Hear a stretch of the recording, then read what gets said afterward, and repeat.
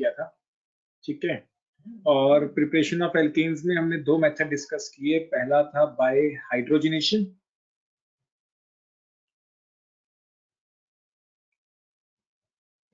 और दूसरा हमने किया by wood selection, by wood selection of alkyl halides.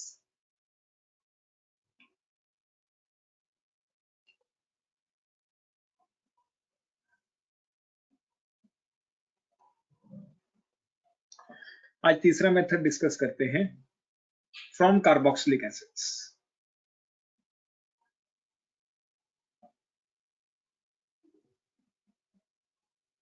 From carboxylic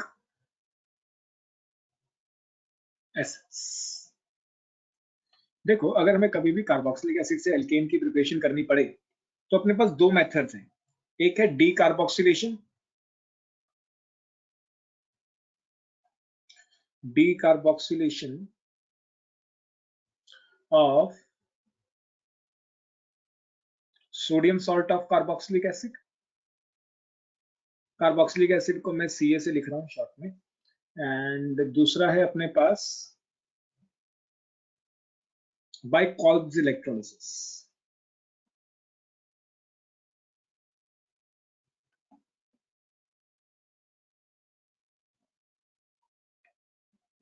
तो इन दो मेथड से हम एल्केन्स बना सकते हैं फ्रॉम कार्बोक्सिलिक एसिड। अगर हम फर्स्ट मेथड की बात करें, decarboxylation of sodium salts of carboxylic acids,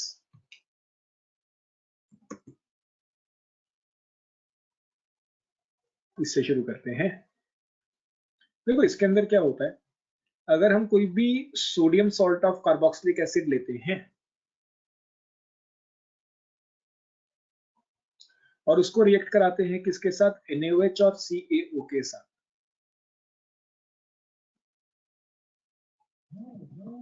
NaOH और CaO के साथ, तो होता क्या है, ये जो पूरा ग्रुप है ये बाहर आ जाता है, ठीक है, और R के साथ H लग जाता है। पूरा ग्रुप बाहर आ जाता है और R के साथ क्या लग जाता है, H, प्लस जब बाय प्रोडक्ट बनता है वो है Na2CO3। ठीक सिंपल सा रिएक्शन मेथड है कि तुम्हारे पास sodium salt of carboxylic acid होगा, तुमने उसको रिएक्ट कराना है किसके साथ, NaOH और CaO के साथ, R के साथ H लग जाएगा और पूरा का COONA वाला जो ग्रुप है बाहर निकल जाएगा। इसमें जो बाय प्रोडक्ट है वो है सोडियम कार्बोनेट Na2CO3। कोई दिक्कत साक्षी इसमें? No sir. ठीक है, तो इसमें एक लाइन में लिख लेना, when sodium salt of carboxylic acids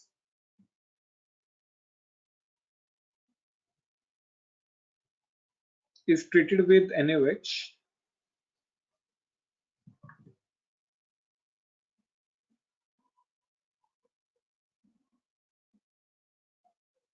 in presence of CaO,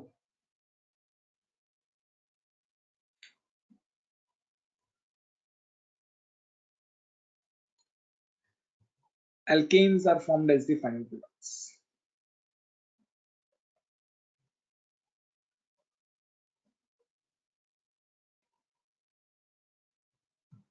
Along with sodium bicarbonate, sodium carbonate.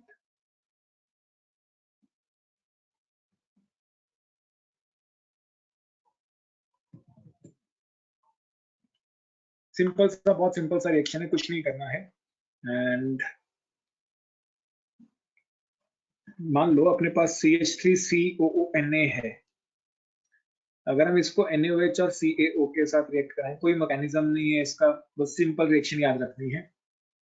COONA वाला पूरा ग्रुप बाहर चला जाएगा और CH3 के साथ एक और H लग जाएगा, तो टोटल हो जाएगा CH4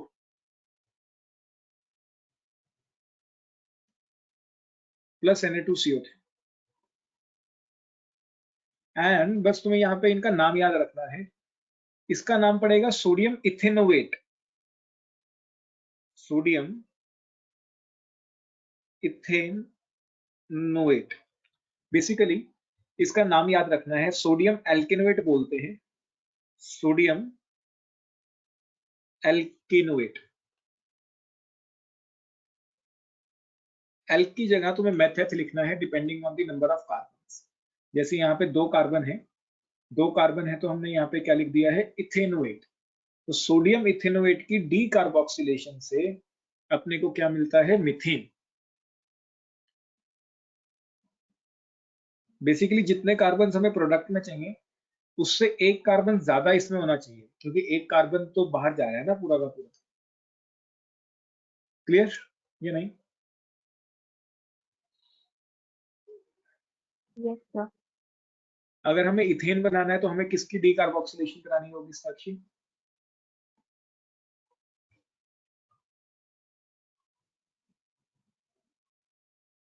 C2H6। अगर हमें इथेन बनाना है तो डी कार्बोक्सिलेशन किस रिएक्टेंट की करवानी होगी?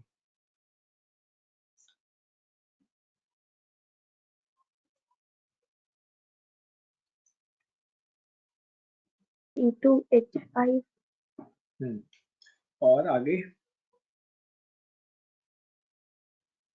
COONA। सी, हाँ C2H5COONA। और इसका नाम क्या होगा?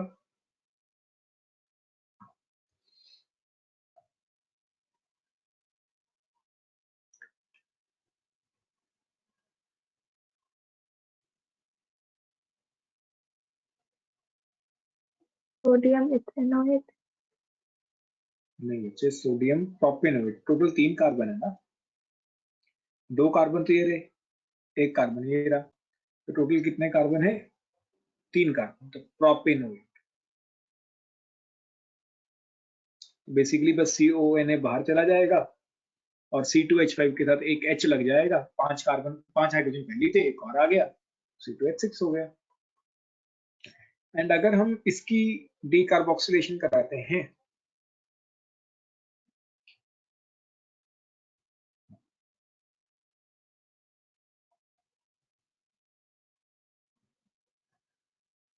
तो इसमें क्या प्रोडक्ट मिलेगा?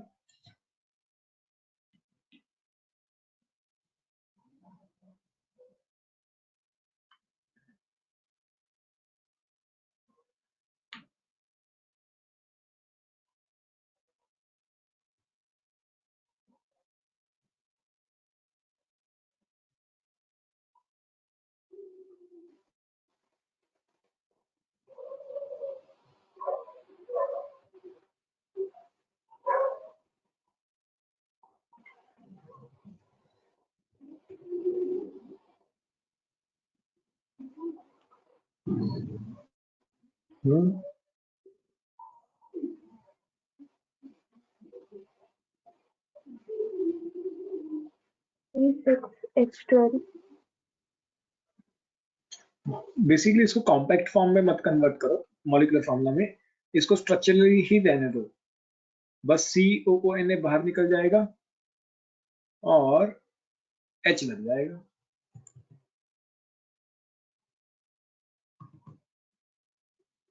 CONA बाहर निकल गया और उसकी जगह क्या लग गया, H। क्लियर?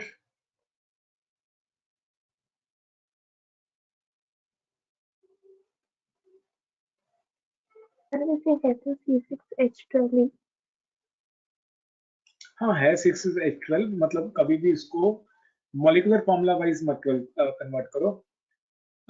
C6H12 तो हेक्सीन का भी फॉर्मूला होता है, ठीक है ना? तो C6H12 मत लिखो यहाँ पे, इसको एज स्ट्रक्चर ही लिखो, साइक्लोहेक्सेन। इसको ऐसे बोलो कि cyclohexane will be formed as a product. क्योंकि अगर हम C6H12 लिखते हैं वो तो इस कंपाउंड का भी फॉर्मूला है, C6H12। आ रहा है समझ साक्षी कि क्या कन्वे कर रहा हूँ? तो C6H12 नहीं लिखेंगे हम, इसको बोलेंगे cyclohexane will be formed as a product, क्योंकि C6H12 तो फिर उसके बहुत सारे आइसोमर्स होते हैं, हमें क्या पता कौन सा आइसोमर बनेगा इसमें, है ना?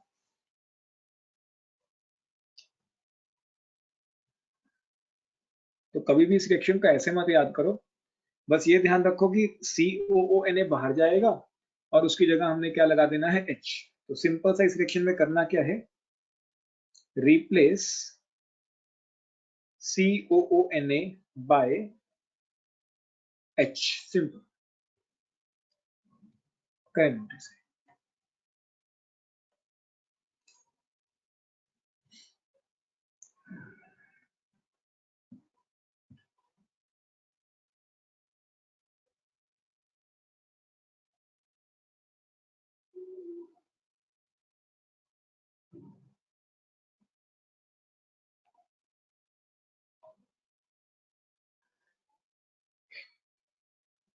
ठीक, आगे करते हैं।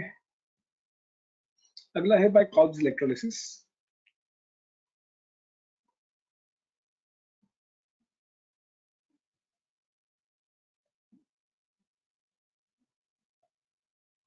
देखो इसके अंदर भी हमने क्या करना है, पहले तो इलेक्ट्रोलिसिस की बात करते हैं। इलेक्ट्रोलिसिस क्या होती है साक्षी?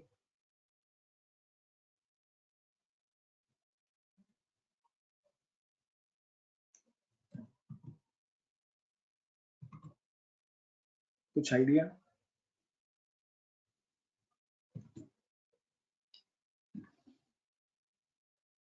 इलेक्ट्रोलिसिस होती है पासिंग इलेक्ट्रिसिटी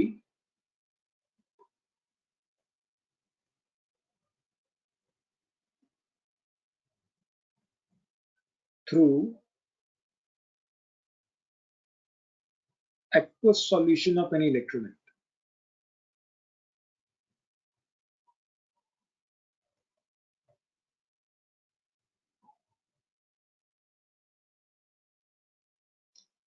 ठीक है, passing electricity through aqueous solution of any salt.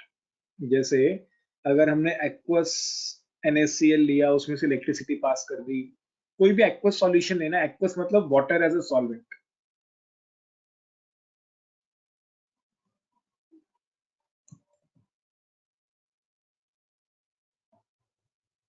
Aqueous का मतलब होता है वाटर एज अ सॉल्वेंट। तुमने कोई भी एक्वस सॉल्यूशन लेना है, उस एक्वस सॉल्यूशन के थ्रू इलेक्ट्रिसिटी पास कर देनी है, उस प्रोसेस को हम क्या बोलते हैं? इलेक्ट्रोलिसिस बोलते हैं।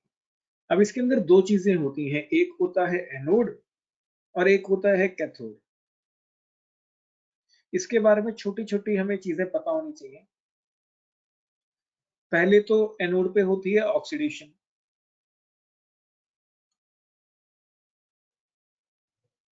Oxidation take place at anode.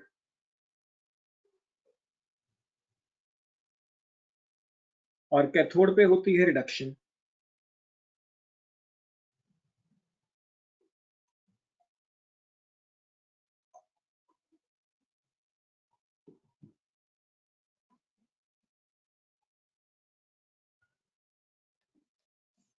ठीक, एनोड पे ए देखो, एनोड एनोड एनोड पे ऑक्सीडेशन, कैथोड पे रिडक्शन। ठीक, सी कॉमन आता है। तो एनोड पे ऑक्सीडेशन होती है, ऑक्सीडेशन का मतलब loss of electron,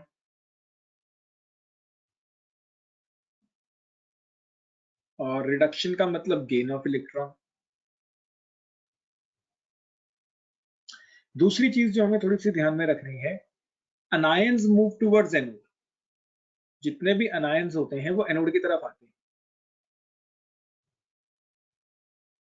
anions move towards anode. देखो यहाँ पे भी ए है एनोड में, अनायंस में भी ए है। अनायंस मूव टुवर्ड्स एनोड और cations move towards cathode.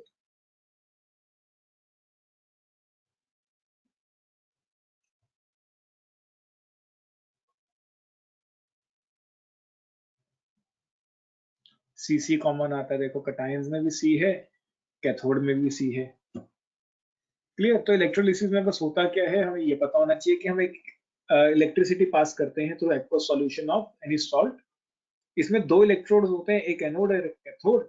Anode पे ऑक्सीडेशन होती है, अनायंस एनोड की तरफ चले जाते हैं, कैटायंस कैथोड की तरफ जाते हैं और वहां पे जाके रिडक्शन हो जाती है। रिडक्शन मतलब गेन ऑफ इलेक्ट्रॉन। अब ये अपने किस काम का है, क्योंकि हम इस प्रोसेस में कर तो इलेक्ट्रोलिसिस ही रहे हैं। अब हम इस प्रोसेस में करते क्या हैं, हम sodium salt of carboxylic acid लेते हैं, aqueous solution of this salt, और उसमें से इलेक्ट्रिसिटी पास कर देते हैं। उसमें से क्या करते हैं, इलेक्ट्रिसिटी पास कर देते हैं।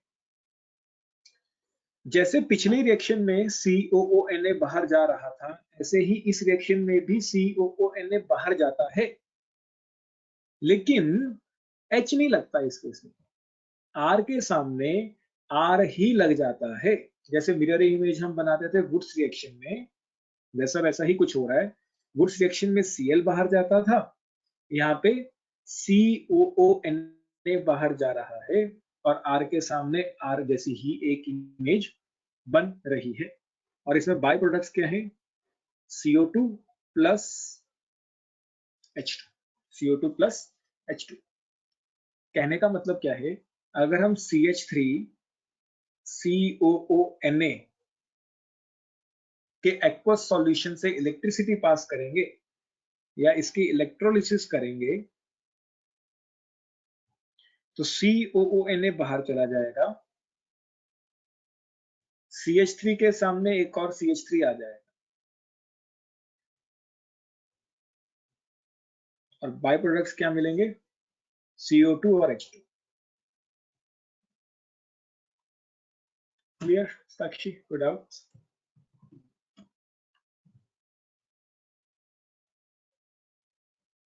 सर इसमें हम COONA क्यों ले रहे हैं? मतलब हम कोई CO सोडियम की जगह कुछ और क्यों नहीं ले सकते? मतलब R के साथ COONA क्यों है? ये तो मेथड ऑफ प्रिपरेशन है ना, जैसे हमने पिछले मेथड ऑफ प्रिपरेशन हैलाइड से किया था। हैलोजिनेशन हमने किससे की? हमने स्टार्टिंग मटेरियल क्या लिया?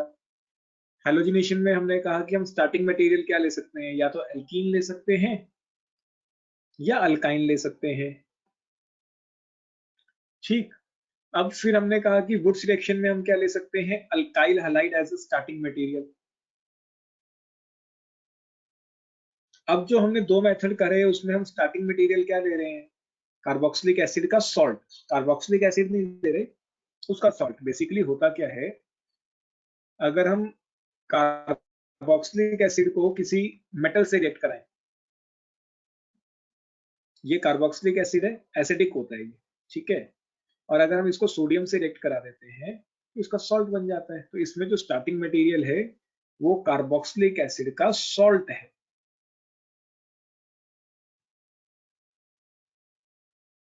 Acid plus metal gives salt plus hydrogen. नहीं समझ आया साक्षी? या मुझे क्वेश्चन क्लियर नहीं हुआ अभी भी? नहीं सर, मैं यही पूछ रही थी आगे से। ठीक है, करो।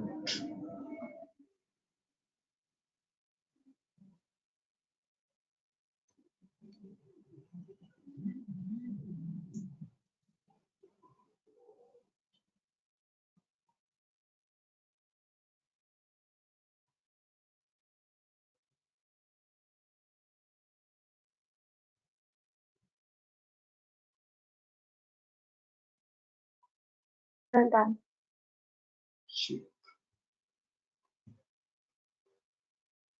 ये तो नीचे वाला भी लिखो ही है ना।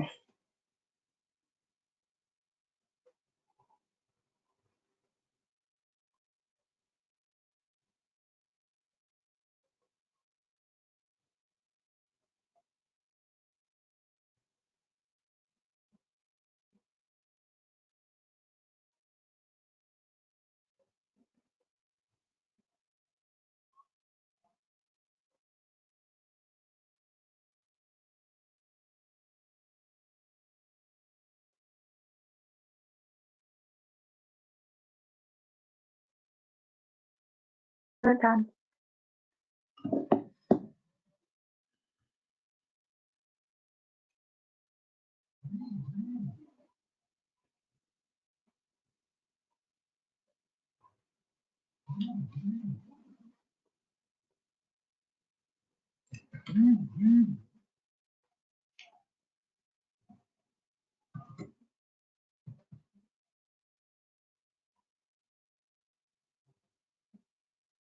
अगर हम इसकी इलेक्ट्रोलिसिस करें साक्षी, तो क्या प्रोडक्ट बन सकते हैं?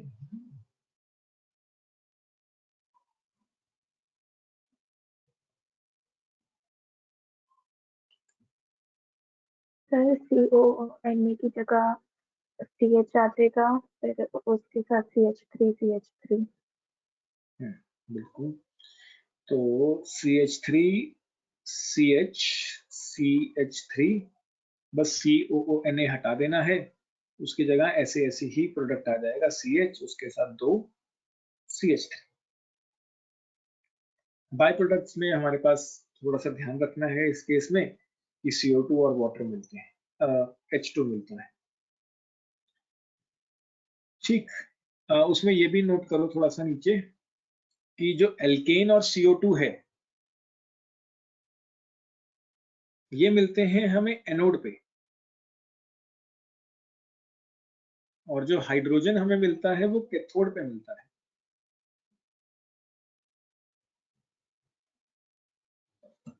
एनोड पे alkene and carbon dioxide, and hydrogen obtained at cathode.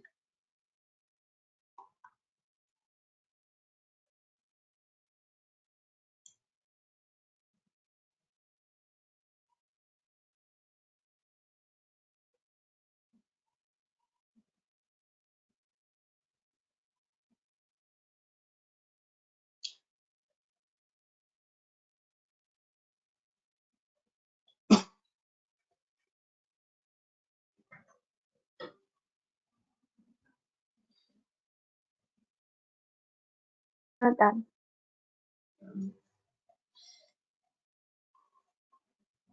अब इसके मैकेनिज्म की बात करते हैं।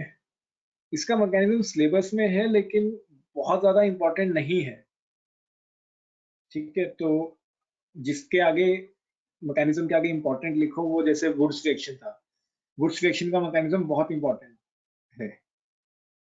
वुड्स रिएक्शन के हमने दोनों मैकेनिज्म कर लिए थे ना साक्षी? ये सर दोनों इम्पोर्टेंट है। हाँ, दोनों ही पूछते हैं बेसिकली, दोनों में से कोई भी पूछ सकते हैं। वैसे वो फ्री रेडिकल मैकेनिज्म से चलता है, तो अगर दोनों में से कुछ भी ना पूछें, बाय नेम ना लिखें, तो तुम्हें फ्री रेडिकल वाला ही लिखना है। अगर वो बाय नेम बोल दें कि आयनिक बताओ, तभी आयनिक बताना है, ठीक है। वैसे वो जो रिएक्शन है वो फ्री रेडिकल से चलती है असली में, तो फ्री रेडिकल वाला ज्यादा इंपॉर्टेंट है। इस रिएक्शन का मैकेनिज्म इतना ज्यादा इंपॉर्टेंट नहीं है, तो ब्रैकेट में चाहे लिख सकते हो नॉट सो इंपॉर्टेंट, लेकिन करना तो है ही क्योंकि एनसीईआरटी में गिवन है। तो अगेन मैकेनिज्म समझने के लिए हम कोई बेसिक सी रिएक्शन ले लेते हैं। हम ये करते हैं, हम ये सोडियम सॉल्ट ले लेते हैं एंड इसमें से इलेक्ट्रिसिटी पास आउट कर देते हैं, और हमें प्रोडक्ट तो पता ही है कि CH3 के साथ एक और CH3 आ जाएगा। बस हमें अब इस प्रोडक्ट की फॉर्मेशन एक्सप्लेन करनी है। प्लस अपने को मिलेगा CO2 प्लस H2। अब इसकी फॉर्मेशन कैसे एक्सप्लेन कर सकते हैं हम वो देखते हैं। तो देखो, अपने पास है CH3COONA, इससे अपने पास दो चीजें आएंगी, इससे अपने पास दो चीजें आएंगी, एक CH3COO माइनस और एक Na प्लस, एक कटायन और एक अनायन, ठीक है। जो अनायन है ये मूव करेगा towards anode, move towards anode and get oxidise,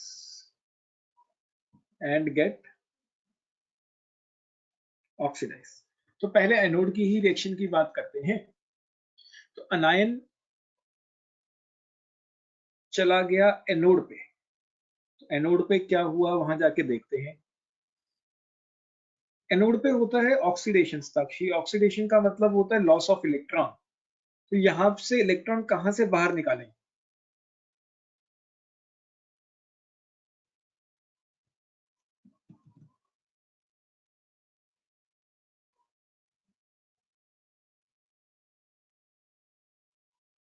O minus.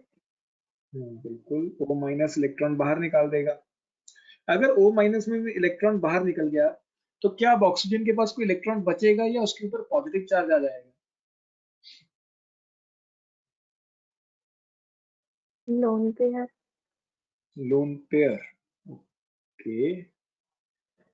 Radical बनेगा या नहीं?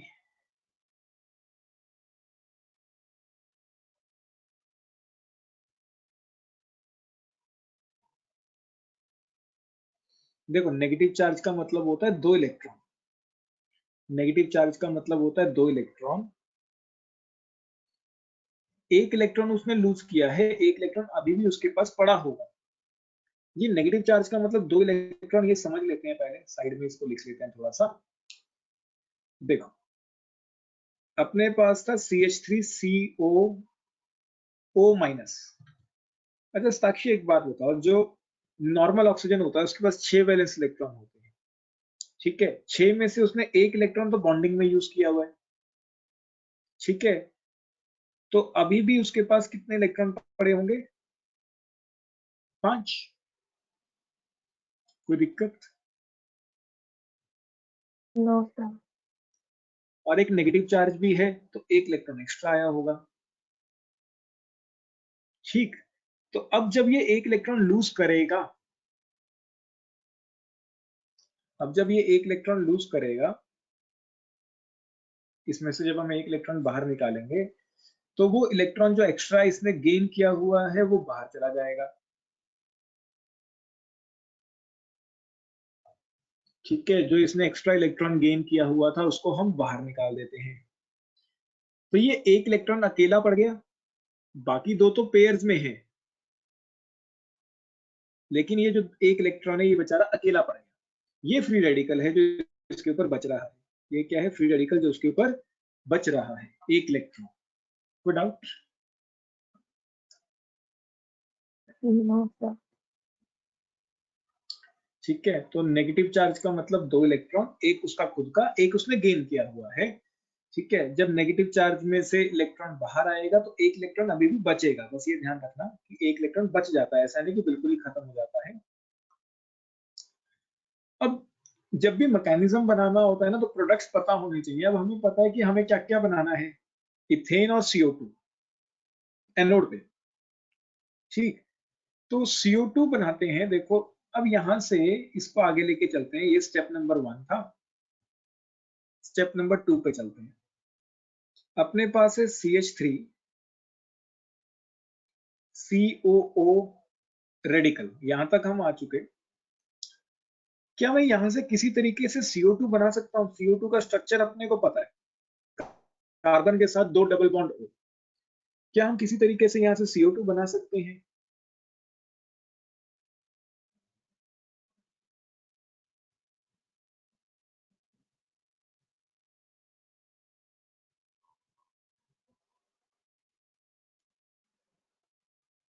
ठीक है देखो, सर। बताओ।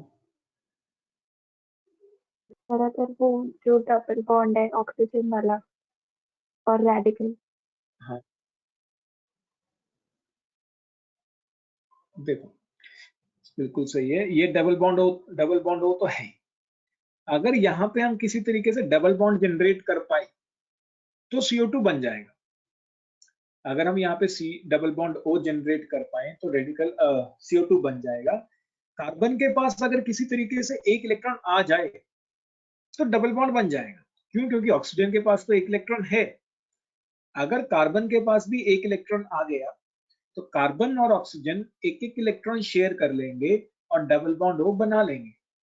तो CO2 बनाने के लिए हम इस बॉन्ड की होमोलिटिक फ्यूजन कर देते हैं, क्योंकि हमें पता है अगर कार्बन के पास 1 इलेक्ट्रॉन आया तो वो बॉन्डिंग कर लेंगे। तो जैसे ही मैंने होमोलिटिक फ्यूजन की, कार्बन अपना इलेक्ट्रॉन लेके चला गया, ये वाला कार्बन अपना इलेक्ट्रॉन लेके चला गया, और ऑक्सीजन के पास इधर 1 इलेक्ट्रॉन पहले से था। तो ये वाला ऑक्सीजन और ये वाला कार्बन अपना एक एक इलेक्ट्रॉन यूज करके क्या बना लेंगे? CO2। आ रहा है समझ या नहीं? सर इसमें जो होमोलिटिक फिशन हुई है वो इसलिए हुई है क्योंकि हाइड्रोजन और कार्बन की सेम इलेक्ट्रॉन नेगेटिविटी है। कार्बन कार्बन की, क्योंकि बॉन्ड जो हमने तोड़ा है वो कार्बन और कार्बन के बीच में तोड़ा है ना, हाइड्रोजन तो इस कार्बन से लगा हुआ है। बेसिकली है तो ये स्ट्रक्चर कुछ इस तरीके से ना, हमने जो बॉन्ड तोड़ा है वो कार्बन कार्बन का बॉन्ड तोड़ा है, ऐसे था ना, हाइड्रोजन तो कार्बन से लगे हुए। नहीं समझ आया? ये सर आ गया। तो कार्बन कार्बन का जो बॉन्ड है वो सेम एटम्स के बीच है, इसलिए हमने होमोलिटिक फ्यूजन कर दी। होमोलिटिक फ्यूजन क्यों की? ताकि कार्बन के पास एक इलेक्ट्रॉन आ जाए और वो दोनों एक एक इलेक्ट्रॉन यूज करके डबल बॉन्ड वो बना ले, तो अपना CO2 तो बन गया और CH3 रेडिकल भी आ गया।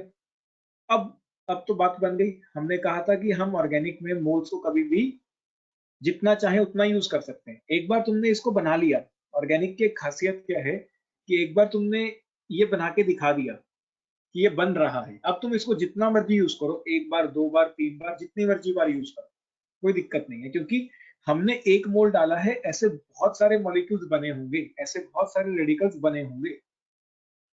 हमने रिएक्टेंट कितने मोल लिया? अगर हम 1 मोल रिएक्टेंट भी लेते हैं, 1 मोल रिएक्टेंट में तो एवोगेड्रो मॉलिक्यूल्स होते हैं ना, तो ऐसे एवोगेड्रो रेडिकल्स बने होंगे। इसीलिए कहते हैं कि एक बार तुमने ये बना के दिखा दिया, तो अब तुम इसको जितनी मर्जी बार यूज करो, कोई दिक्कत नहीं है। तो अब हम थर्ड स्टेप में क्या करते हैं, हम CH3 को CH3 के साथ जोड़ देते हैं। हम क्या करते हैं, CH3 को CH3 के साथ जोड़ देते हैं। क्यों? क्योंकि इस कार्बन ने भी एक बॉन्ड बनाना है, इस कार्बन ने भी एक बॉन्ड बनाना है, तो ये आपस में ही बॉन्डिंग करके क्या बना लेंगे, CH3 CH3। कोई डाउट? No sir. तो हमने एनोड के तो प्रोडक्ट्स बना दिए, CH3 CH3 और CO2। अब हाइड्रोजन की बारी। देखो, सोडियम से तो कोई हाइड्रोजन नहीं बन सकता, ये तो क्लियर हो रहा है। तो हाइड्रोजन कहां से बनाए? क्या लगता है? बनेगा तो कैथोड पे, लेकिन कैथोड पे हाइड्रोजन बनाने के लिए कुछ होना भी तो चाहिए। कहां से लेके आए हाइड्रोजन?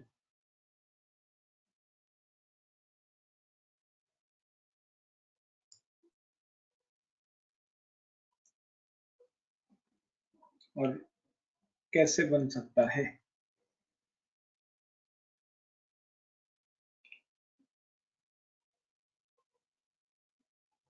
देखो, हमने लिया है एक्वस सॉल्यूशन। हमने क्या लिया है?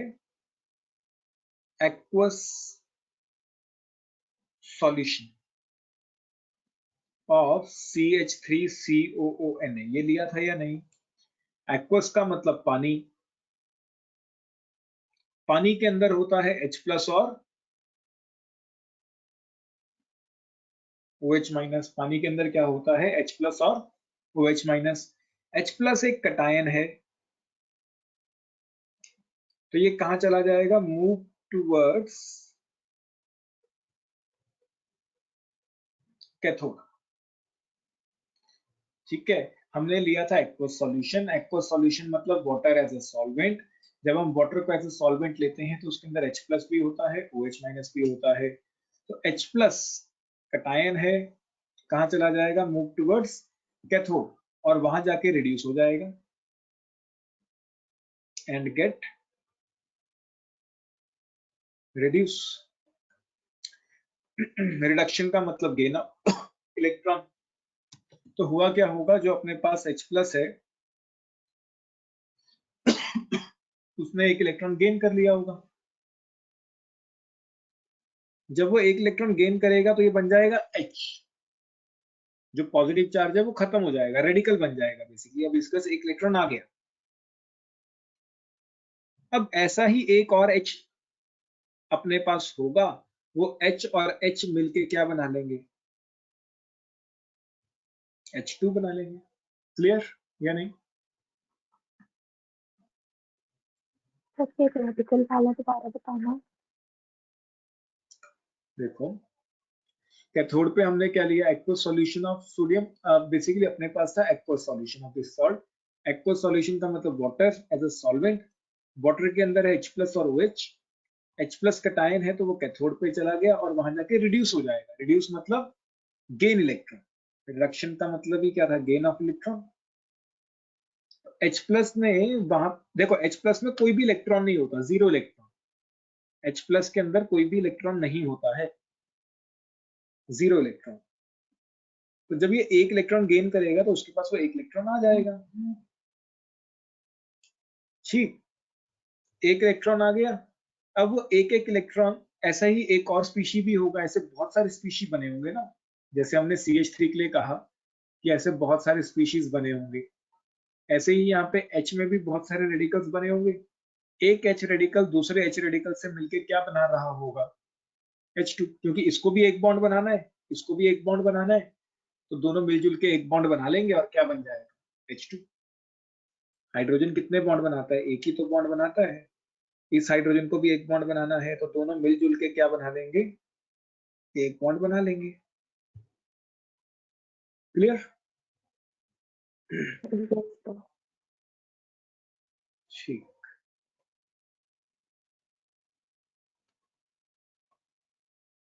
करो।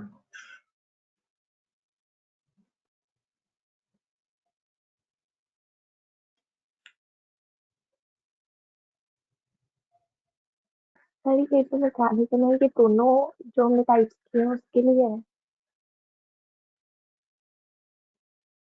क्या चीज जो हमने पानी के लिए है? सर हमने दोनों 2 टाइप्स किए हैं ना कार्बोक्सिलिक एसिड के, ये दोनों के लिए है। नहीं बच्चे, एक का तो कोई मैकेनिज्म ही नहीं बताने है। का डी कार्बोक्सिलेशन, डी कार्बोक्सिलेशन का कोई मैकेनिज्म नहीं है, इसका कोई मैकेनिज्म नहीं है। जो हमने मैकेनिज्म किया है वो इसका है, कॉल्स इलेक्ट्रोलिसिस का।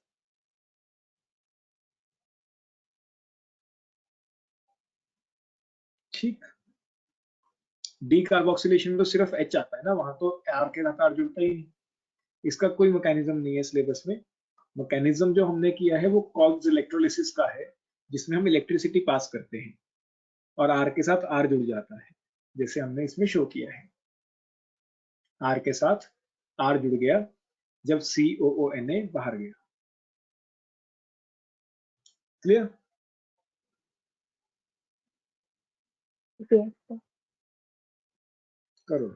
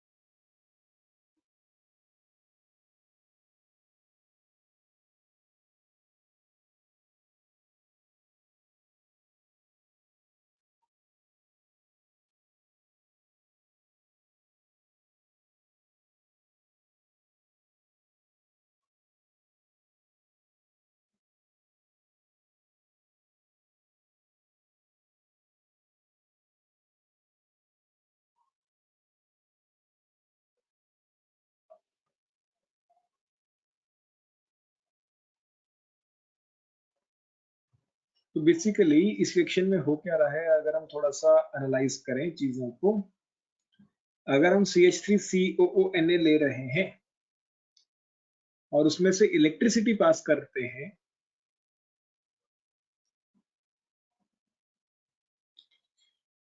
तो ये COONA बाहर जा रहा है, ठीक है, और COONA के बाहर जाने से मिथाइल के ऊपर रेडिकल बन रहा है, और फिर ये रेडिकल अपने जैसे ही एक रेडिकल के साथ जुड़ के हमें क्या बना के दे रहा है, CH3CH3 जो हमारा मेन प्रोडक्ट है। ये हमारा इस रिएक्शन का क्या है, मेन प्रोडक्ट, क्योंकि हम एल्केन ही तो बनाना चाह रहे थे।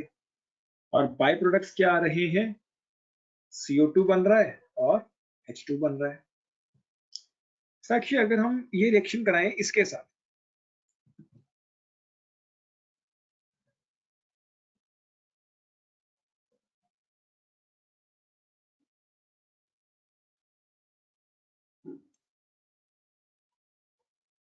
हम इसकी इलेक्ट्रोलिसिस करें,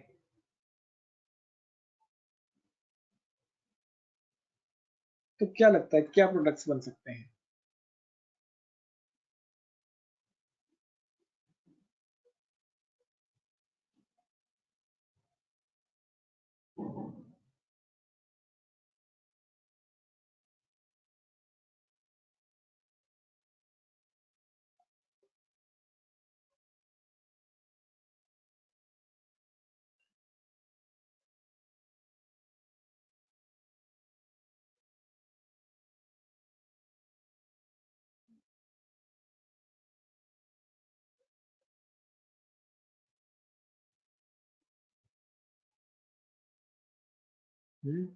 साक्षी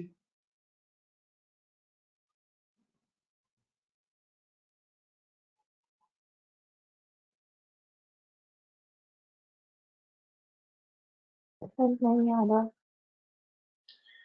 देखो बच्चे सिंपल है, COONA को बाहर निकालना है, यहां से भी हम CONA को बाहर निकाल देते हैं। अब देखो जब COONA बाहर जाएगा, जिस कार्बन से COONA लगा था उस कार्बन का रेडिकल बन रहा है। यहाँ पे ऊपर वाला COONA लगा था इस कार्बन से, इस कार्बन पे रेडिकल बन जाएगा, और नीचे वाला COONA लगा था इस कार्बन से, तो इस कार्बन पे भी क्या बन जाएगा, रेडिकल बन जाएगा। विदाउट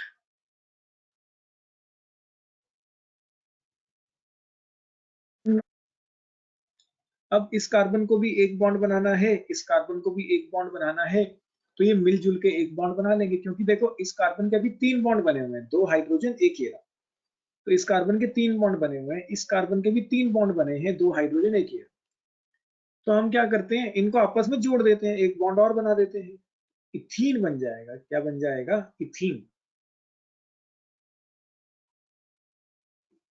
क्लियर या नहीं? एक ही मॉलिक्यूल में 2 रेडिकल्स मिल गए ना।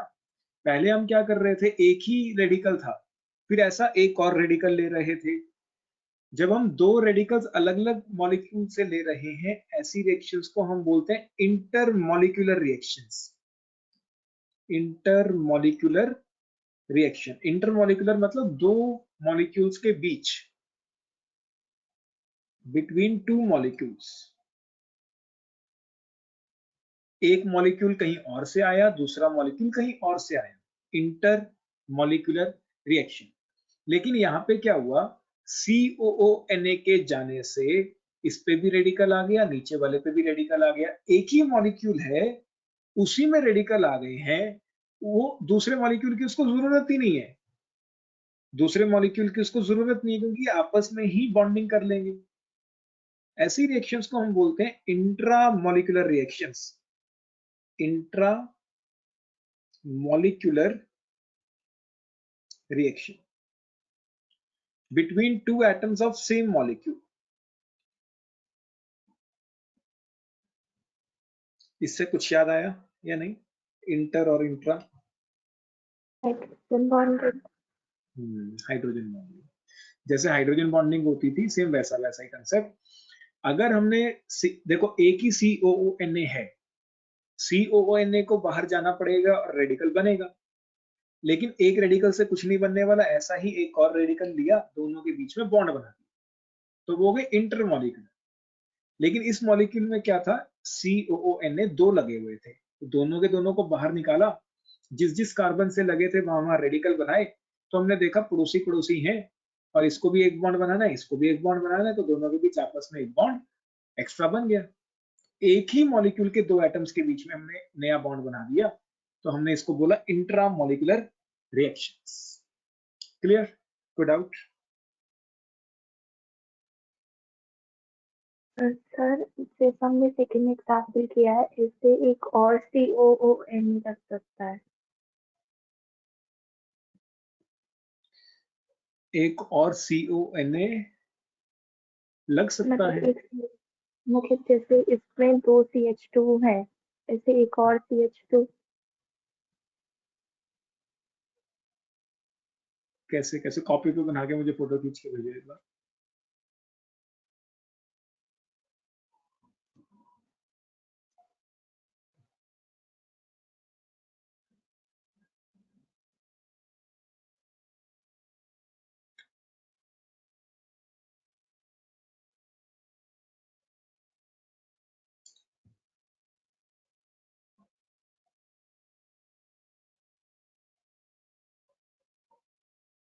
सर वो नहीं बन सकता, मैंने बनाया तो ठीक, मतलब ठीक, समझ।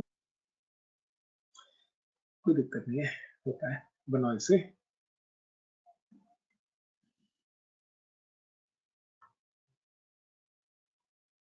और यहाँ पे एक नोट डाल लेना, intramolecular reactions are always faster than intermolecular. पहले नोट लिखवा देता हूँ, फिर से नोट कर दूंगा।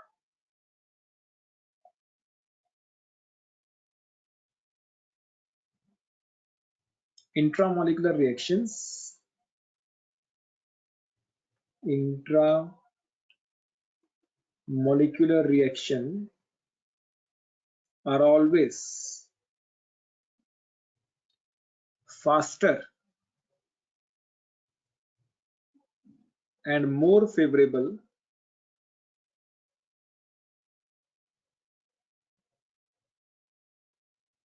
than intermolecular reactions.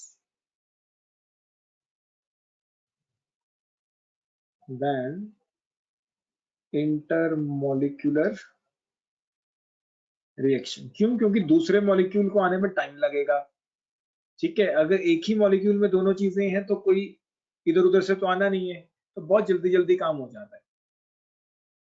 तो intramolecular reactions are always faster and more favourable than intermolecular reactions. करो।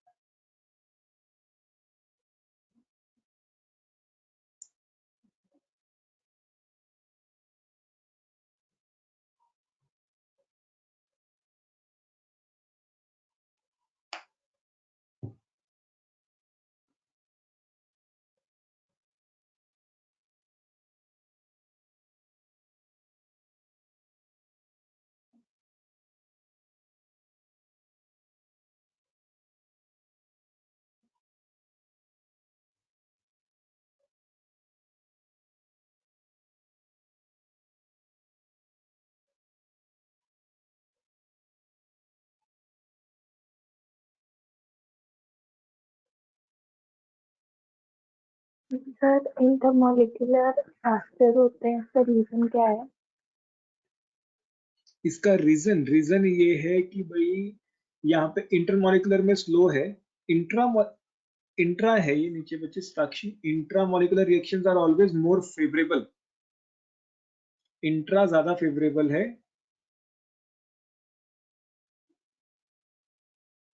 Intramolecular reactions are more favourable than intermolecular. क्यों? इंट्रा मतलब एक ही मॉलिक्यूल में। अब देखो, अगर दो अलग अलग मॉलिक्यूल से रेडिकल आएंगे तो इनको एक दूसरे के पास आने में टाइम लगेगा। ये किसी और मॉलिक्यूल से आएगा, ये किसी और मॉलिक्यूल से आएगा, तो दोनों को एक दूसरे को अप्रोच करने में थोड़ा सा टाइम लगेगा। ज्यादा टाइम नहीं लगता है, लेकिन टाइम लगेगा। यहाँ पे क्या है, ये एक ही मॉलिक्यूल में है दो एटम्स, एक ही मॉलिक्यूल के दो एटम्स हैं, तो फटाफट एक दूसरे के कांटेक्ट में पहले से एक बॉन्ड बना हुआ है, पहले से ही एक दूसरे के कांटेक्ट में है, तो रिएक्शन बहुत जल्दी जल्दी हो जाती है। आया समझ या नहीं? Yes, sir. ठीक है, बेसिकली ये अलग अलग मॉलिक्यूल से आ रहे हैं, तो एक दूसरे के कांटेक्ट में आने में टाइम लग रहा है। ये पहले से ही इन कांटेक्ट है, तो जल्दी हो जाता है।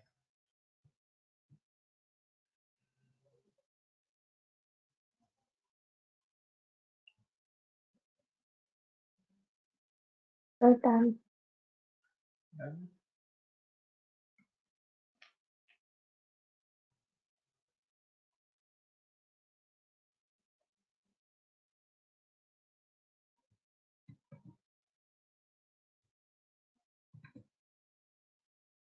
शायद तुम्हारा डाउट ये था साक्षी, जहां तक मुझे लगा, बाकी पता नहीं।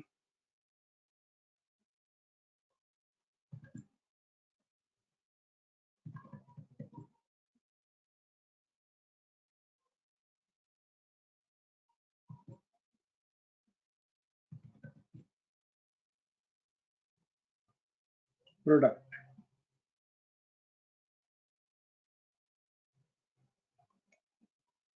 क्या बनेगा साक्षी?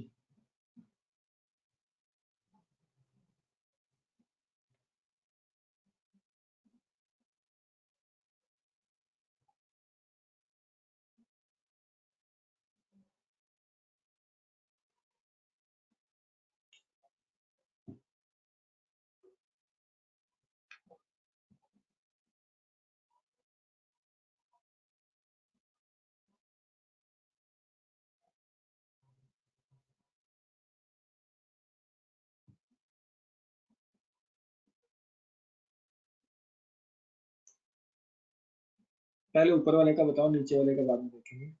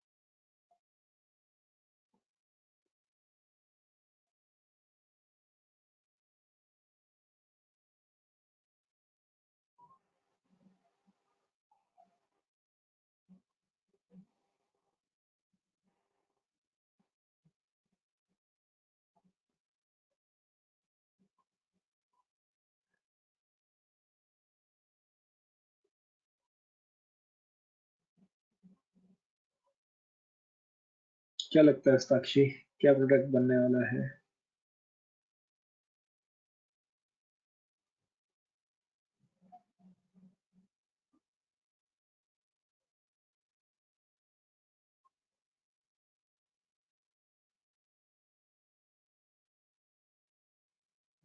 CH triple bond CH. बिल्कुल। देखो, दो दो रेडिकल्स आएंगे, दो दो रेडिकल्स आएंगे तो दो बॉन्ड एक्स्ट्रा बन जाएंगे, तो ट्रिपल बॉन्ड आएगा। Ethyne will be the product.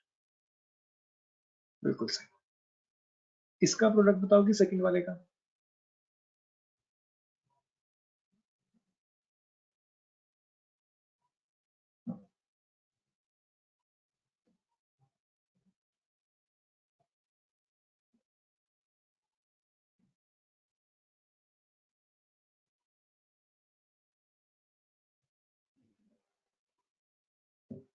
CH2 triple bond CH2.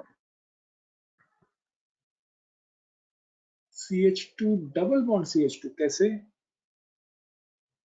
Sir ऊपर मतलब ऊपर वाले रिएक्शन में ऊपर CH2 डबल बॉन्ड CH2, फिर एक और बॉन्ड एंड फिर CH2 डबल बॉन्ड CH2। कैसे कैसे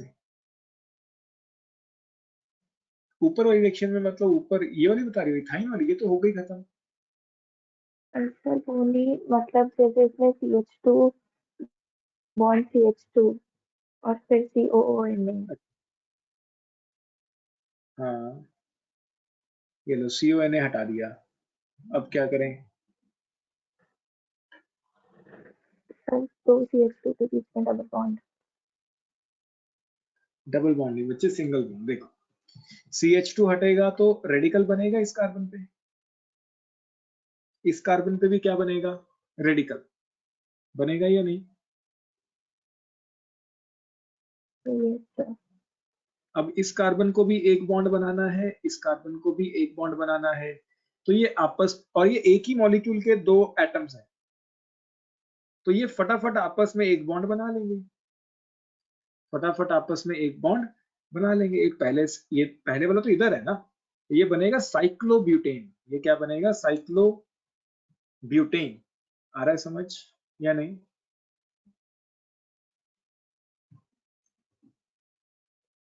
तब मैंने वो दो रेडिकल की वजह से डबल बॉन्ड बना दिया था। तो ये एक एक रेडिकल जो बना है वो अपना अपना रेडिकल यूज करके they will be forming cyclobutane. तो cyclobutane will be the product. खैर CBSE में इतना ज्यादा नहीं आता, टेंशन मत लो, ये तो मैंने बहुत ज्यादा करा दिया है, एल्कीन अल्काइन वाला तो कर लेना आराम से, कोई दिक्कत नहीं है। हो गई रिएक्शन खत्म।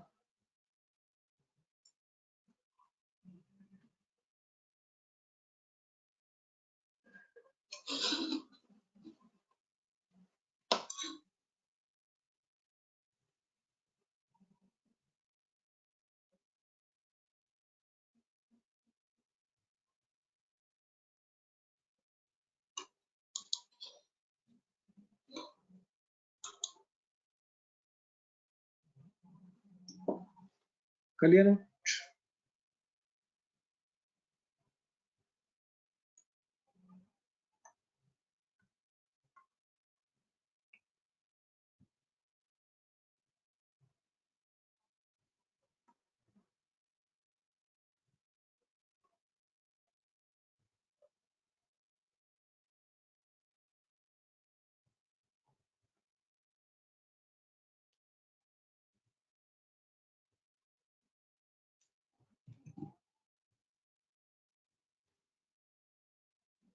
Sir done. ठीक साक्षी, एक लास्ट क्वेश्चन और मेरे दिमाग में आया, ये ऐसा ऐसा क्वेश्चन पहले एक बार मेंस में आ चुका है, तो सोचा तुमसे पूछ लेते हैं।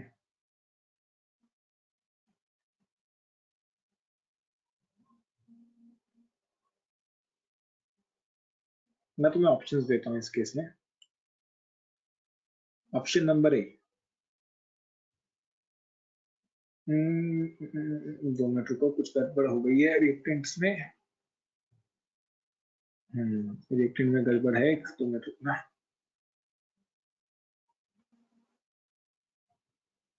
ऐसे आएगा ना, बॉन्ड आएगा यार इसके पैर में।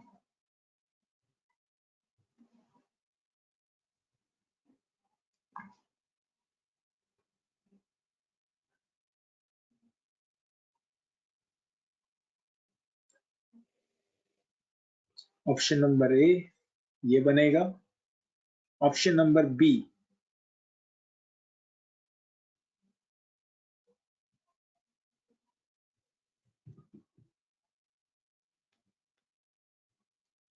ये बनेगा, ऑप्शन नंबर सी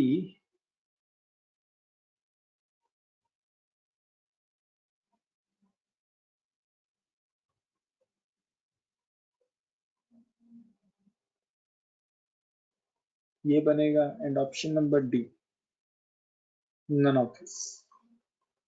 क्या लगता है साक्षी? थोड़ा बड़ा आराम से सोचना कि क्या हो सकता है, फिर आंसर करना, और मुझे लगता है कि तुम कर लोगे, कोई दिक्कत वाली बात नहीं है।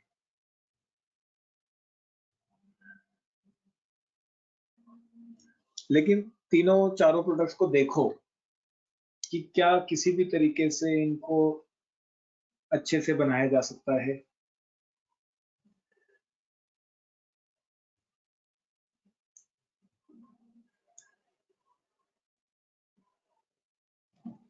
सीबीएसई में नहीं आएगा ऐसे क्वेश्चन, टेंशन मत लेना। सीबीएसई में बहुत सिंपल सा है कि CONA हटा के वहां पे एल्केन ही मिरर इमेज। ये तो हम इंट्रामोलिकुलर रिएक्शंस पे आ गए डिस्कस करते करते इतनी डिटेल में इस रिएक्शन को। इंट्रामोलिकुलर तुम्हारे सिलेबस में सीबीएसई में नहीं है, सीबीएसई में सिर्फ इंटरमोलिकुलर वाली है। इंट्रा में ज्यादा पूछेगा तो वो एल्कीन जो हमने ऊपर किया ये वाला, बस इससे ज्यादा नहीं पूछेगा।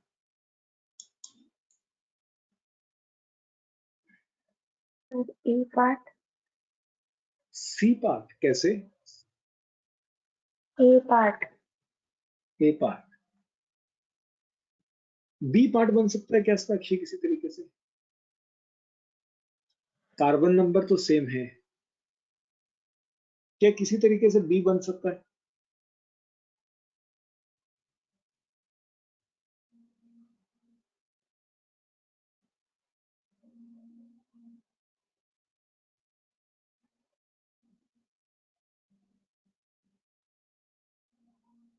ये एग्जैक्टली क्वेश्चन मेंस का है। मुझे आइडिया नहीं है कि कौन सा ईयर, लेकिन जेई में है ये क्वेश्चन।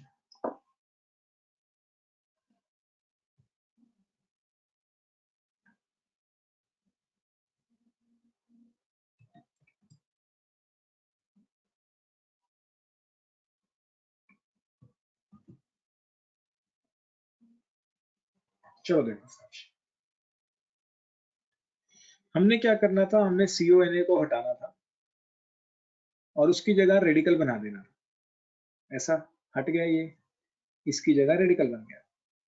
अब अगर हम इन दोनों को डायरेक्टली जोड़ दें तो अपने पास ए पार्ट बनता है एज अ ऑप्शन, बनता है या नहीं? ऐसे किया, यस सर, जो कि एक पॉसिबिलिटी है भी, लेकिन हमारे पास इसमें आंसर ए नहीं है।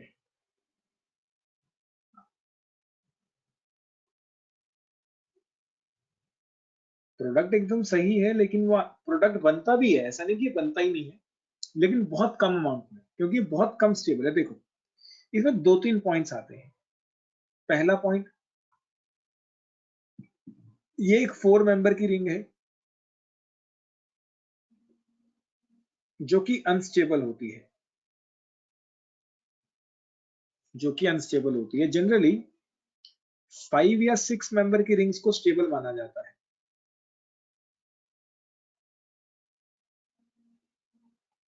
5 या 6 मेंबर की रिंग्स को क्या माना जाता है? स्टेबल। अब तुम्हारे दिमाग में क्वेश्चन आ रहा होगा कि हमने पहले भी तो 4 मेंबर की रिंग बनाई है, तो वहां पे तो हमने ये पॉइंट लिखा ही नहीं। क्यों? क्योंकि वहां पे और कोई पॉसिबिलिटी थी नहीं, सिर्फ यही प्रोडक्ट बन सकता था। यहाँ पे एक और पॉसिबिलिटी है, थोड़ा सा जीओसी लगेगा यहाँ पे। देखो क्या ये रेजोनेंस शो कर सकता है साक्षी किसी तरीके से? क्या ये जो चीज बनी किसी तरीके से रेजोनेंस शो कर सकती है?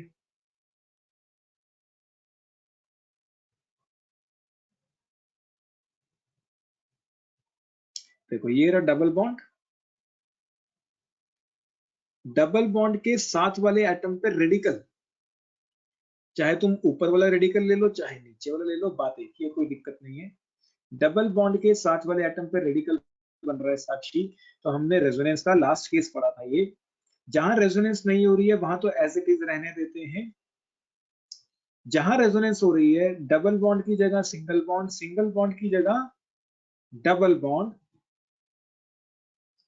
डबल की जगह सिंगल, सिंगल की जगह double, radical shifted towards the single. याद आया या नहीं?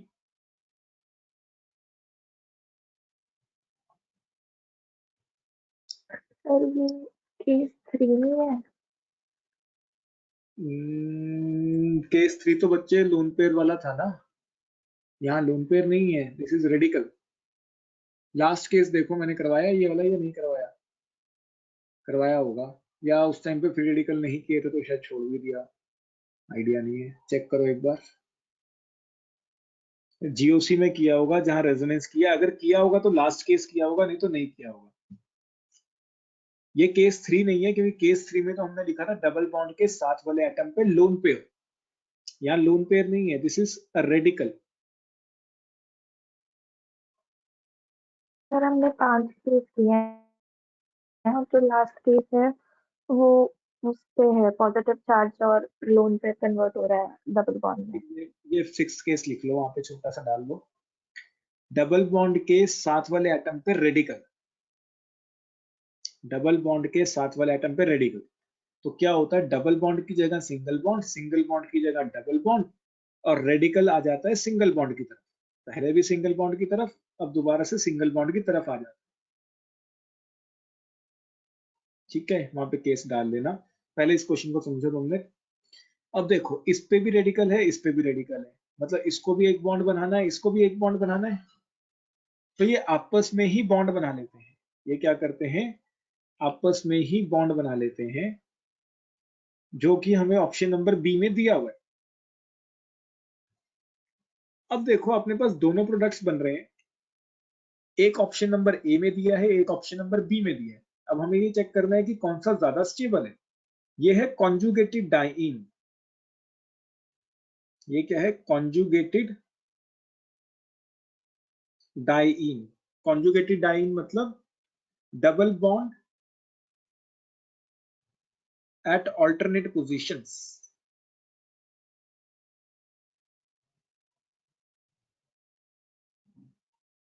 कॉन्जुगेटेड डाइईन मतलब double bond at alternate position, और ये काफी स्टेबल होता है। तो हमारा आंसर ए नहीं आना था, यहाँ पे बी आना था। ए भी बन रहा है लेकिन बी भी बन रहा है, बी ज्यादा स्टेबल है। क्यों, क्योंकि उसमें रेजोनेंस लगेगी, double bond single bond double bond, resonance stabilised है। स्टेबल क्यों है, क्योंकि दिस इज रेजोनेंस स्टेबलाइज्ड। दोबारा समझाऊं साक्षी? सर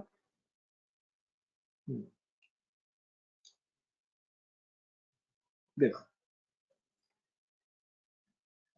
हमारे पास रिएक्टेंट था, पहले हमने स्टेप में क्या किया, CONA को बाहर निकाल के रेडिकल्स बना दिए, यहां तक हम करते आए हैं।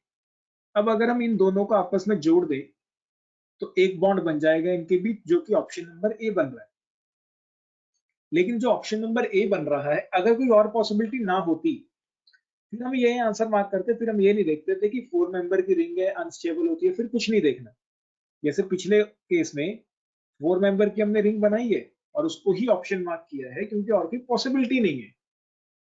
यहाँ पे एक और पॉसिबिलिटी थी कि ये जो बना है ये रेजोनेंस कर जाए, डबल बॉन्ड उसके साथ वाले एटम पे रेडिकल, तो ये रेजोनेंस कर सकता है। रेजोनेंस कैसे कर सकता है, डबल बॉन्ड की जगह सिंगल बॉन्ड, सिंगल बॉन्ड की जगह डबल बॉन्ड। पहले भी रेडिकल सिंगल बॉन्ड वाली तरफ था, अब भी रेडिकल कहाँ जाए, सिंगल बॉन्ड की तरफ। वहां पे एक रेजोनेंस का केस ऐड हो जाएगा, केस नंबर 6 के नाम से। फिर दो पड़ोसी पड़ोसी हैं जिनको एक एक बॉन्ड बनाना है, इसके पास भी रेडिकल है, इसके पास भी रेडिकल है, तो ये आपस में बॉन्डिंग कर लेंगे। तो अपने को एक कॉन्जुगेटेड डाइईन मिलेगा। कॉन्जुगेटेड डाइईन मतलब double bond at alternate position, और डबल बॉन्ड जब ऑल्टरनेट पोजीशन पे आता है तो हमने पढ़ा है कि रेजोनेंस हो जाती है। तो ये बहुत ज्यादा स्टेबल है, क्यों, क्योंकि इसमें रेजोनेंस हो रही है।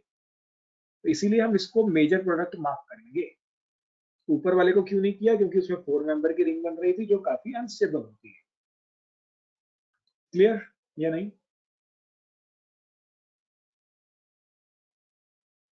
Yes sir. करो, ये रिएक्शन तो हो गई खत्म, में नहीं है लेकिन पूछ सकते हैं सीबीएसई में। By reduction of carboxylic acid, by reduction of carboxylic acid using HI and red phosphorus। ये थर्ड ऐड कर लो, कार्बोक्सिलिक एसिड में ही, by reduction of carboxylic acid using HI and red phosphorus। इसको डिस्कस करते हैं। by reduction of carboxylic acid using HI and red phosphorus, red phosphorus phosphorus का ये कैलोट्रॉप है, ठीक है। तो इसके अंदर क्या होता है, तुम्हारे पास कार्बोक्सिलिक एसिड ही होगा। अभी तक हमने पिछले दो मेथड्स में क्या लिया, sodium salt of carboxylic acid, इसके अंदर कार्बोक्सिलिक एसिड ही होता है और इसको हमें रिएक्ट कराना होता है HI और रेड फॉस्फोरस के साथ, HI और रेड फॉस्फोरस के साथ। तो होता क्या है, इसके अंदर जितने भी कार्बन हैं उतने कार्बन का एल्केन बना दो। बेसिकली जो COOH है उसे CH3 में कन्वर्ट करना है और कुछ नहीं करना। जो COOH है उसको CH3 में कन्वर्ट कर देना है। Convert COOH to CH3, convert COOH to CH3। लेकिन यहाँ पे एक और नोट डलेगा, वो नोट क्या है, HI and red phosphorus reduces या converts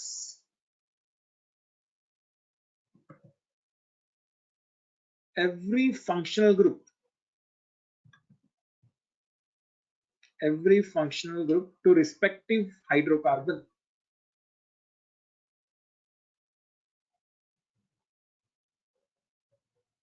forming alkanes,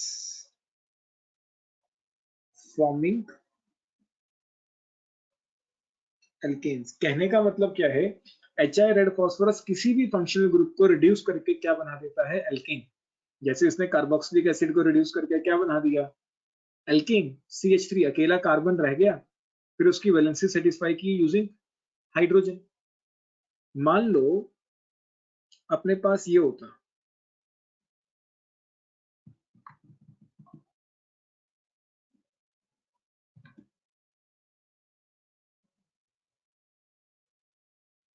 इसको मैं रिएक्ट करा देता HI और रेड फॉस्फोरस के साथ।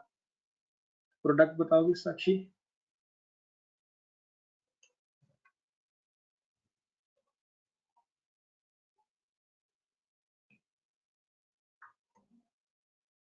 फॉर्मूला समझ नहीं आया।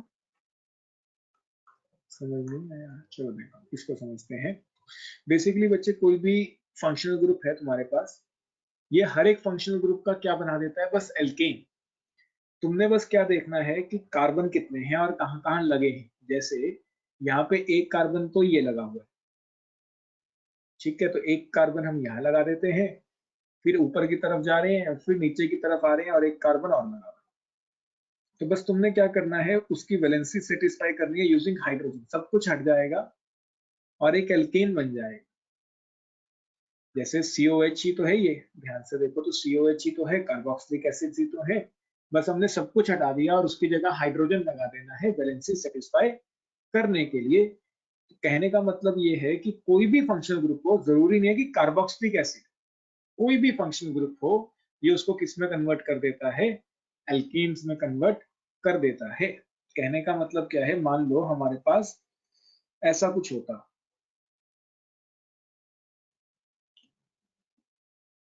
CHO कौन सा फंक्शनल ग्रुप होता है,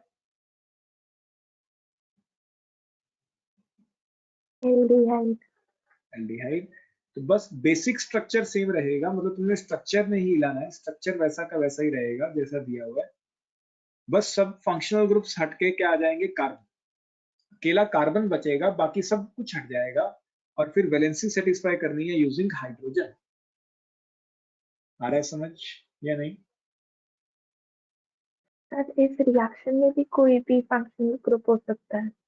कोई भी फंक्शनल ग्रुप हो सकता है, तभी मैंने नोट में लिख दिया है। हमने लिखा तो वो कार्बोक्सिलिक एसिड के अंडर है, लेकिन ये याद रखना कि रेड फॉस्फोरस और HI का जो कॉम्बिनेशन है वो हर एक फंक्शनल ग्रुप को रिड्यूस करने की टेंडेंसी रखता है। तो यहाँ पे लिखना ये जरूरी होगा कि converts every functional group to respective hydrocarbon, और फाइनल प्रोडक्ट एल्केन ही बनता है।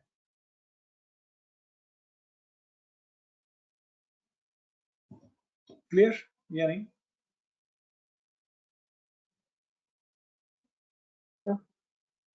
नोट करो।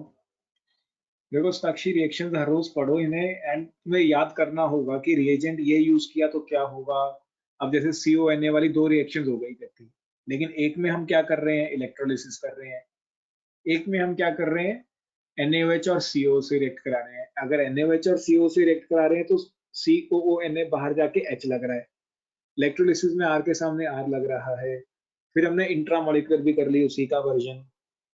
तो रिएक्शन बहुत ज्यादा होती जाएंगी, कोशिश करो कि डेली रिएक्शंस को याद किया जाए किसी भी तरीके से। मैं कोशिश करूंगा कि जल्दी असाइनमेंट दूं एक, अभी लेकिन ज्यादा रिएक्शंस हुई नहीं है तो ऐसा देखते हैं।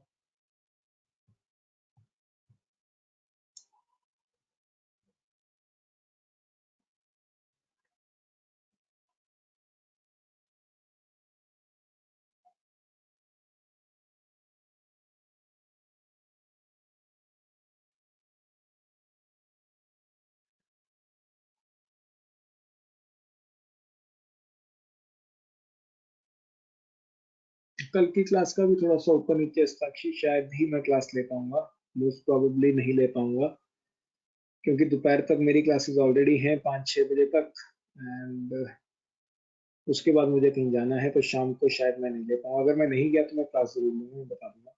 वैसे जाना है मुझे, लगभग 100% है, कल की क्लास का भी मुश्किल है।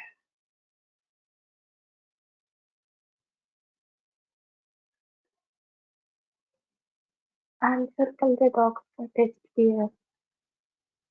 टेस्ट मैं तुम्हें मेल कर दूंगा आज ही, टेस्ट दे देना, वो 1.5 घंटे का होगा, वो कभी भी दे देना कल, कोई दिक्कत नहीं है।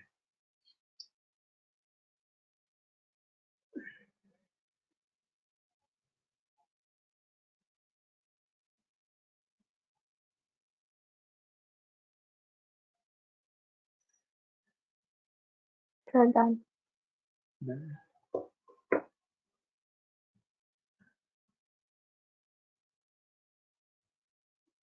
क्वेश्चन लिखो एक, right the IUPAC name of product formed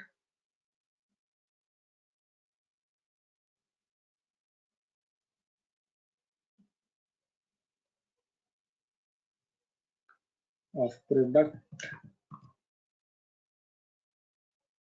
formed on reaction of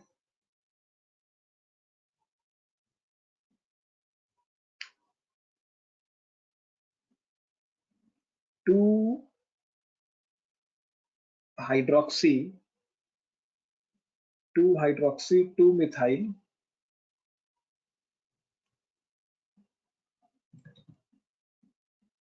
pentane 3-one with HI and red phosphorus. Correct. Write the IUPAC name of product formed on reaction of 2-hydroxy 2-methyl pentane 3-one with HI and red phosphorus.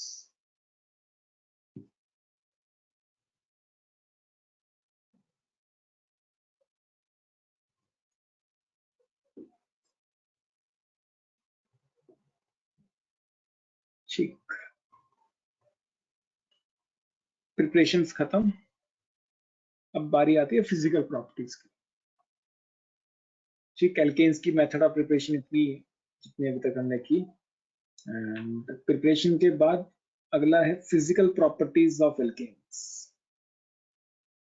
Physical के बाद chemical, फिर खत्म। Chemical properties बहुत ज्यादा नहीं है, कोशिश करूंगा कि 2 लेक्चर्स में ही खत्म हो जाए।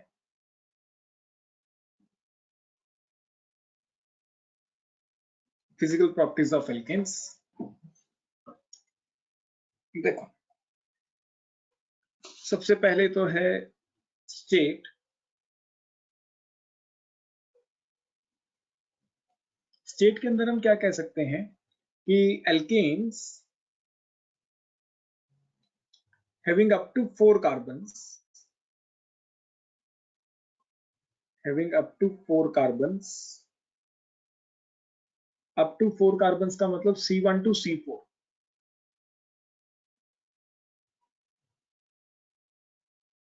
are gaseous in nature,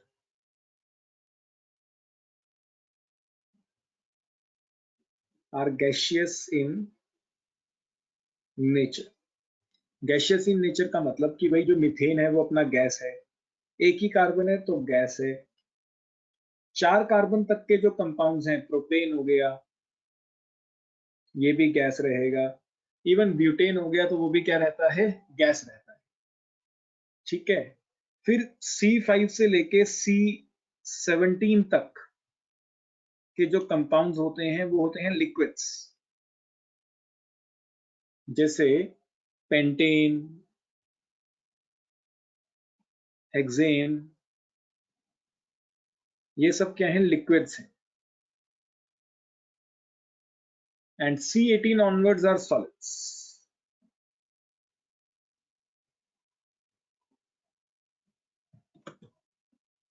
ये तो याद ही करना पड़ेगा, ठीक है, कि up to 4 carbon are gaseous, C5 से C17 liquids, 18 onwards solids.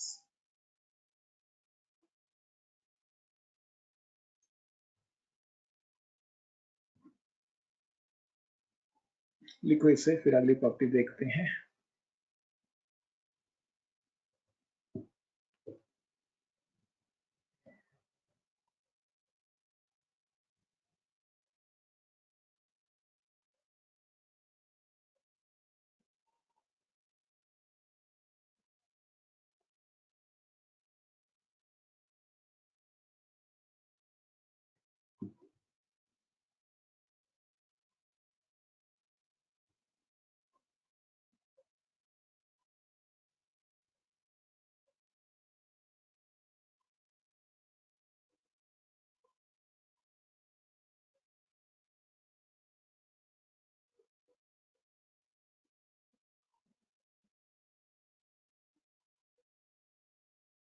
Done.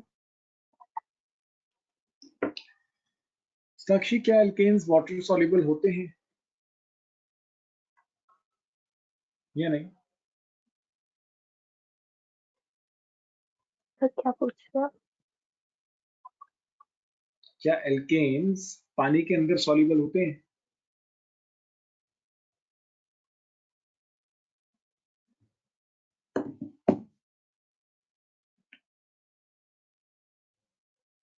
क्या लगता है, वाटर सॉल्युबल और वाटर इनसॉल्युबल?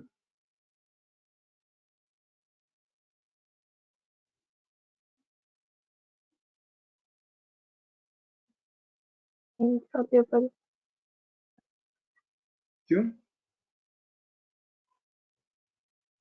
कर रखा है शायद, मतलब याद थोड़ा सा।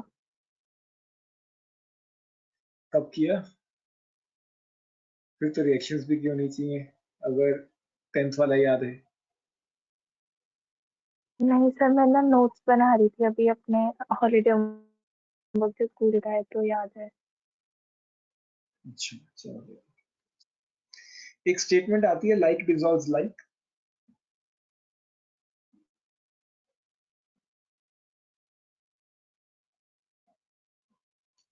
लाइक डिसॉल्व्स लाइक मतलब जिन दो कंपोनेंट्स का नेचर मैच करता है वो एक दूसरे में घुल मिल जाते हैं। जिन दो कंपोनेंट्स का नेचर मैच करता है वो आपस में घुल मिल जाते हैं। जैसे हमारी फ्रेंडशिप भी उस पर्सन के साथ ज्यादा अच्छी होती है जिसका नेचर हमारे जैसा ही हो। तो लाइक डिसॉल्व्स लाइक। अगर कोई ऐसा पर्सन होगा जिसका नेचर हमसे मिलता नहीं होगा तो बहुत कम केसेस हैं कि बॉन्डिंग अच्छी हो, अदरवाइज ऐसा रहेगा कि दोस्ती नहीं हो पाएगी। ठीक है, तो कहने का मतलब क्या है कि पोलर कंपाउंड्स, जो भी पोलर कंपाउंड्स होते हैं, they are soluble in, polar compounds are soluble in polar solvents.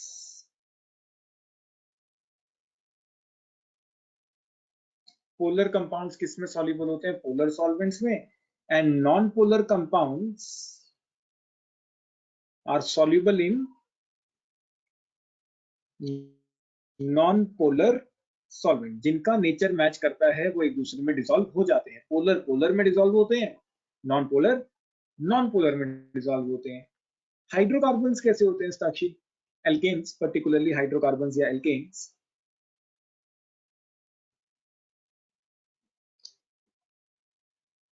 Non polar. बिल्कुल सही। इसके अंदर कार्बन और हाइड्रोजन ही है, तो ये कैसे होते हैं? नॉन पोलर होते हैं। तो being non polar,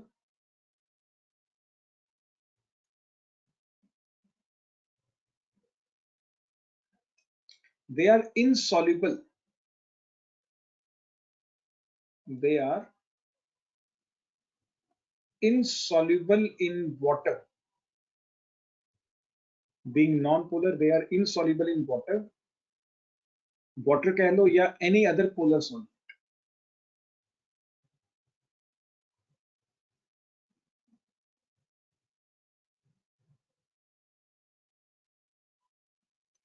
polar solvent को हम प्यार से इनऑर्गेनिक सॉल्वेंट भी बोलते हैं।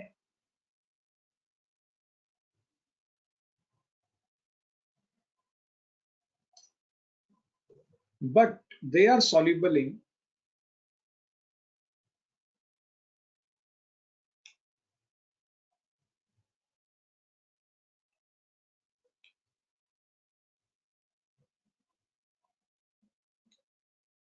Organic solvents.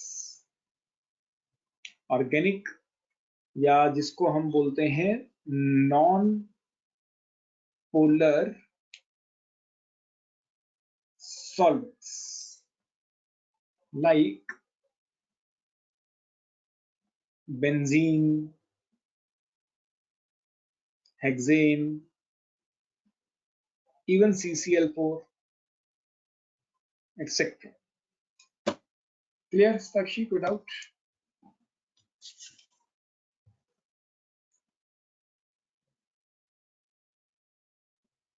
Clear.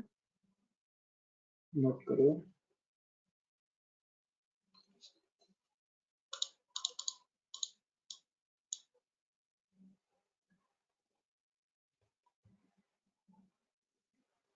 Method of preparation में कोई एक्स्ट्रा मेथड तो नहीं कराया स्कूल में? क्योंकि मेथड ऑफ प्रिपरेशन बहुत सारे करवा सकते हैं अगर करवाना चाहें, लेकिन एनसीईआरटी में इतनी लिखे हुए हैं। तो अगर कोई एक्स्ट्रा है तो मुझे बता देना, वो मैं डिस्कस कर लूंगा फिर।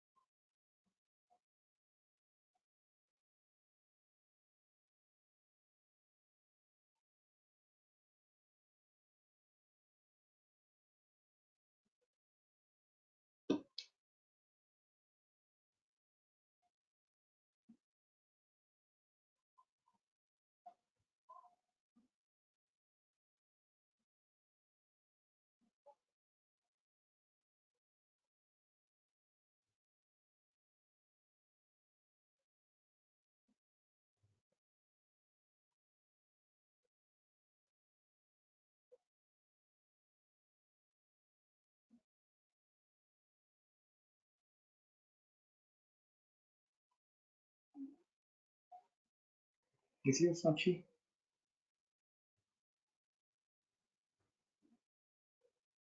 Last point.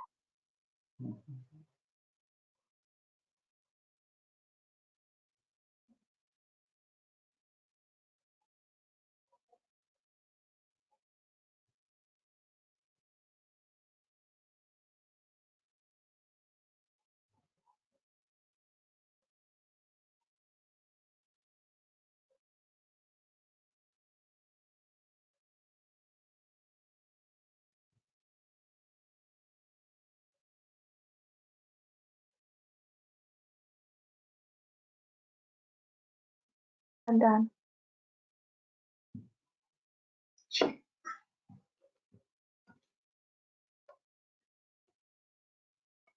अगला आता है इनका बॉइलिंग पॉइंट कंपैरिजन।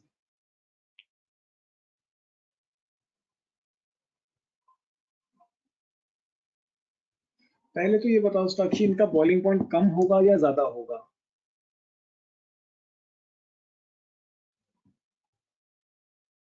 क्या लगता है?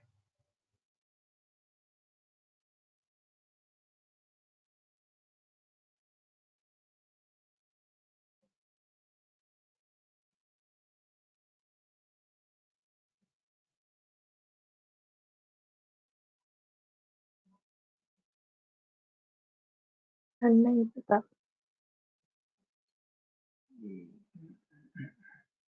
अच्छा साक्षी, जब हम किसी चीज को बॉईल करते हैं तो हम उसके बीच के बॉन्ड्स तोड़ते हैं या कोई फोर्सेस तोड़ते हैं?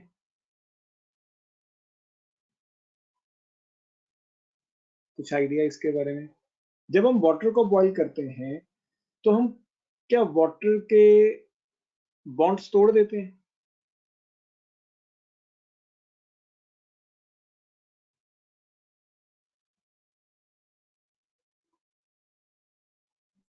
नहीं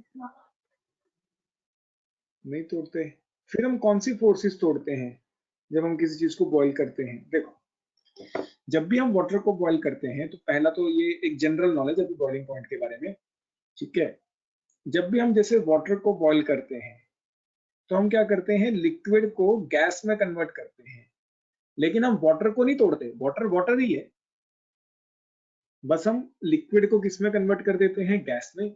कहने का मतलब ये है, अगर ये एक वाटर मॉलिक्यूल है और ये दूसरा वाटर मॉलिक्यूल है, तो जब हम बॉईल करते हैं तो हम वाटर मॉलिक्यूल के बॉन्ड्स नहीं तोड़ रहे हैं, हम दो मॉलिक्यूल्स के बीच में जो फोर्सेस हैं उसे तोड़ते हैं।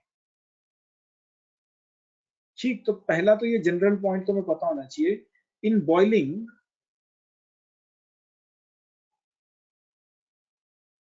we break intermolecular forces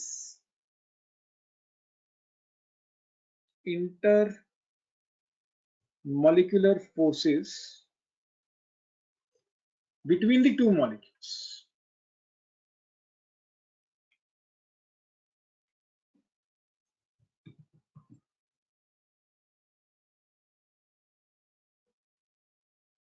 We break intermolecular forces between the two molecules.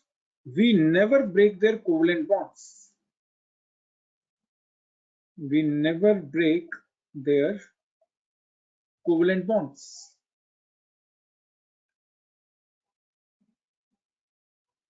पहला पॉइंट।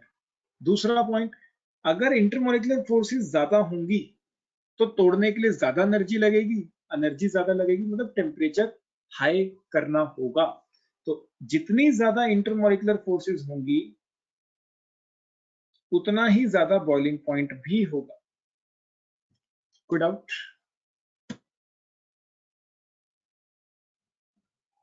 No sir. और एल्केन्स के अंदर कैसी इंटरमोलिकुलर फोर्सेस एक्सपेक्टेड हैं साक्षी? दो एल्केन के मॉलिक्यूल्स के बीच में कैसी फोर्सेस होंगी, कुछ आइडिया?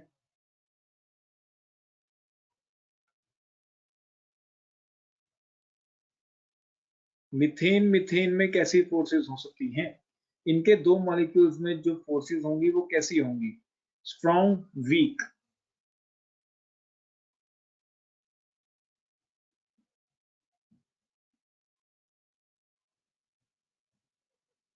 क्यों वीक? क्यों?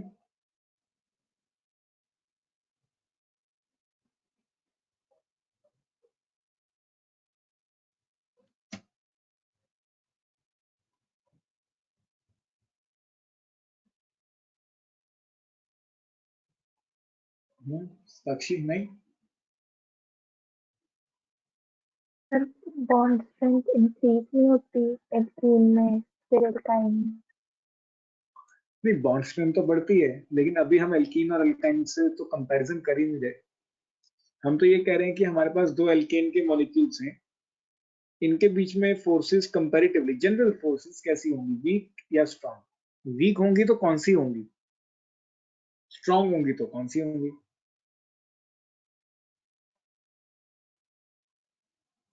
ये हमने गैसियस स्टेट में किया था साक्षी।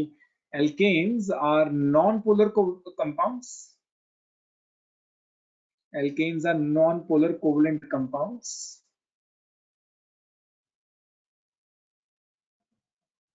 कोई दो नॉन पोलर के बीच में कैसी फोर्सेस होती थी?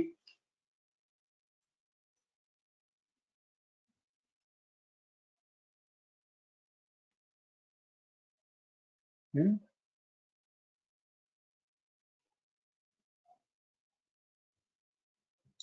two molecules of alkanes are held together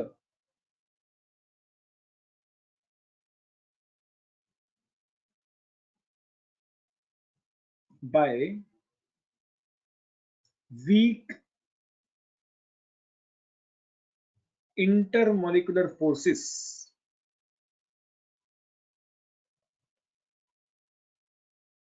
intermolecular forces कौन सी? वेंडर वॉल फोर्सेस, याद आया? Vendor wall forces gaseous state का पहला टॉपिक, या केमिकल बॉन्डिंग के लास्ट में कहीं पे किया होगा, कि जब हम दो नॉन पोलर कंपाउंड्स लेते हैं तो उसमें हमेशा कैसी फोर्सेस होती हैं? वेंडर वॉल फोर्सेस, और ये वीकेस्ट फोर्सेस होती थी। याद आया या नहीं?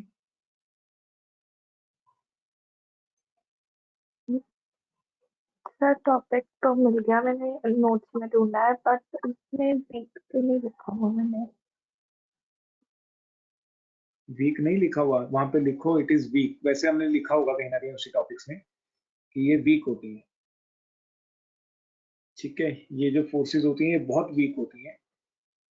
सिंस इंटरमॉलिकुलर फोर्सेस हमने आगे लिखा होगा मेरे ख्याल, आयन डायपोल वगैरह करने के बाद, सारी फोर्सेस करने के बाद वहां कहीं ऑर्डर बनाया होगा, ये सबसे वीक फोर्सेस होती हैं। Since intermolecular forces are weak, ये जो फोर्सेस हैं ये बहुत ज्यादा वीक होती हैं। Since intermolecular forces are weak, hence boiling point of alkanes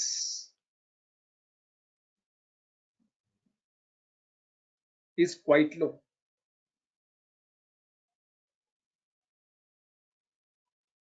और वहां पे मैंने एक टॉपिक कराया था जो मैंने तुम्हें कहा था कि मैं ऑर्गेनिक में पूछूंगा, और मेनली बच्चे भूल जाते हैं, और मुझे कहीं ना कहीं लगता है कि शायद ही आंसर कर पाओ अभी भी। चलो देखते हैं। यहाँ तक क्लियर साक्षी? कोई डाउट?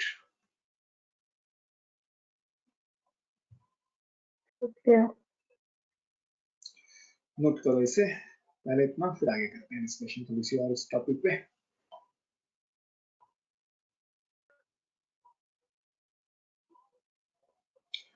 चलो अगला पॉइंट लिखो इसी में, बॉइलिंग पॉइंट के अंदर ही। अब देखो, हमने ये पता कर लिया कि इसके अंदर जो फोर्सेस हैं वो वीक हैं और वेंडरवॉल फोर्सेस हैं। अब जो वेंडरवॉल फोर्सेस होती हैं ये मास के ऊपर डिपेंड करती है। जैसे जैसे कंपाउंड का मास बढ़ेगा वैसे वैसे वेंडरवॉल फोर्सेस बढ़ेंगी, और अगर वेंडरवॉल फोर्सेस बढ़ेंगी तो बॉइलिंग पॉइंट भी बढ़ेगा। कहने का मतलब क्या है, अगर हम एक मीथेन लेते हैं तो मीथेन का जो बॉइलिंग पॉइंट होगा वो सबसे कम होगा as compare to ethane, propane और ब्यूटेन। क्यों? क्योंकि जैसे जैसे मास बढ़ेगा वैसे वैसे बॉइलिंग पॉइंट बढ़ता जाएगा। क्यों बढ़ता जाएगा? क्योंकि वेंडरवॉल फोर्सेस बढ़ती जा रही हैं। क्लियर या नहीं?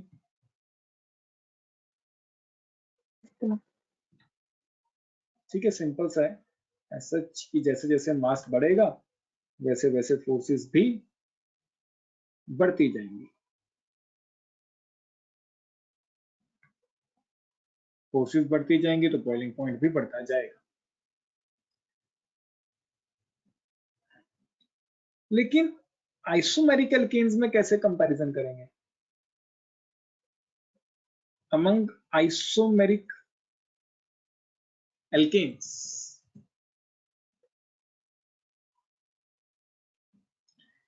आइसोमेरिक एल्केन्स का कहने का मतलब है, एक है एन पेंटेन ले लेते हैं,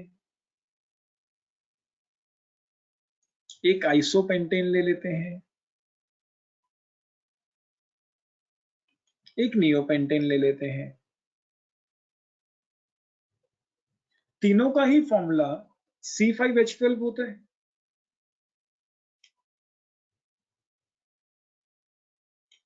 फिर कैसे करें अब साक्षी?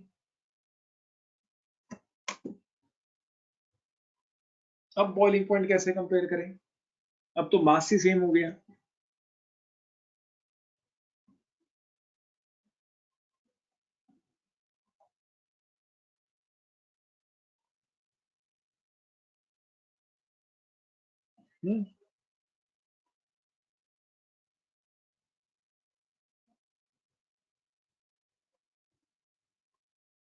ये टॉपिक मैंने केमिकल बॉन्डिंग में कराया था, मुझे याद है मैंने इसके ऊपर कुछ डिस्कशन किया है केमिकल बॉन्डिंग में। अब मुझे ये नहीं याद कि क्या डिस्कशन हुई है हमारी, लेकिन ऐसा कुछ डिस्कशन हमने वहां पे किया है वैन डर वाल्स फोर्सेस के टॉपिक में शायद।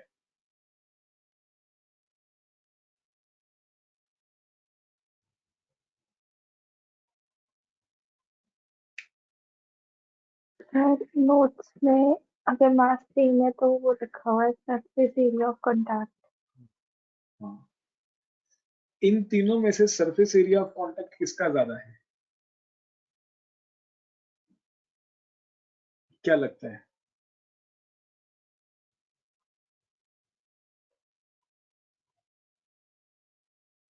ये वो टॉपिक है जो मैंने कहा था कि ऑर्गेनिक में दोबारा से आएगा, लेकिन तब तक भूल जाओगे।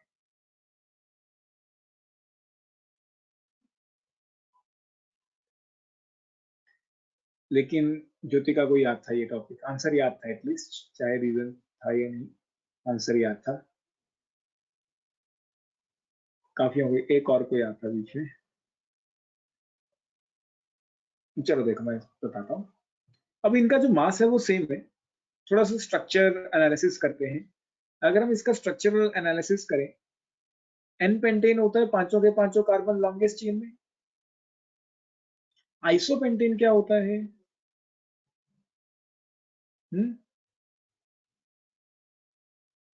सेकंड कार्बन के साथ एक कार्बन लगाना है जो सेकंड पोजीशन पे रह जाएगा, बाकी चार लॉन्गेस्ट चेन में। नियोपेंटेन होता है लॉन्गेस्ट चेन में सिर्फ 3 ही लगाओ, सबसे छोटी चेन बना दो एंड एक दो कार्बन ऐसे लगा, ये नियोपेंटेन होता है। अब साक्षी अगर हम थोड़ा ध्यान से देखें तो जो एन पेंटेन है वो एकदम स्ट्रेट चेन है। स्ट्रेट चेन है तो मतलब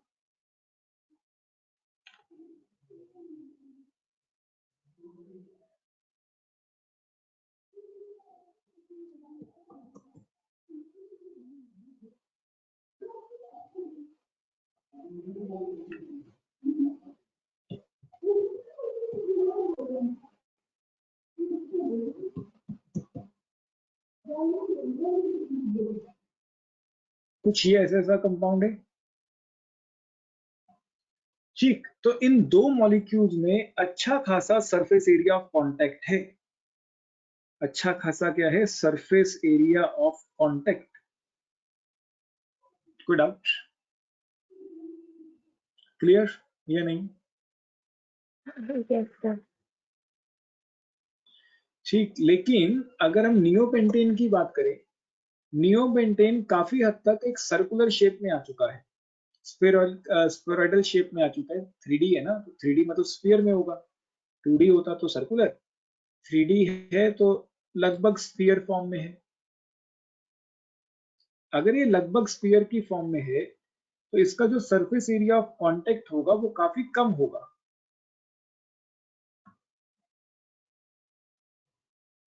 इसका जो सरफेस एरिया ऑफ कांटेक्ट होगा वो लगभग इतना होगा या इससे भी कम। ठीक, तो जैसे जैसे हम इधर को जा रहे हैं, अब हो क्या रहा है? सरफेस एरिया ऑफ कांटेक्ट कम हो रहा है। सरफेस एरिया ऑफ कांटेक्ट कम हो रहा है। अब जो वेंडरवॉल फोर्सेस होती हैं, अगर मास सेम हो तो they are directly proportional to surface area of contact.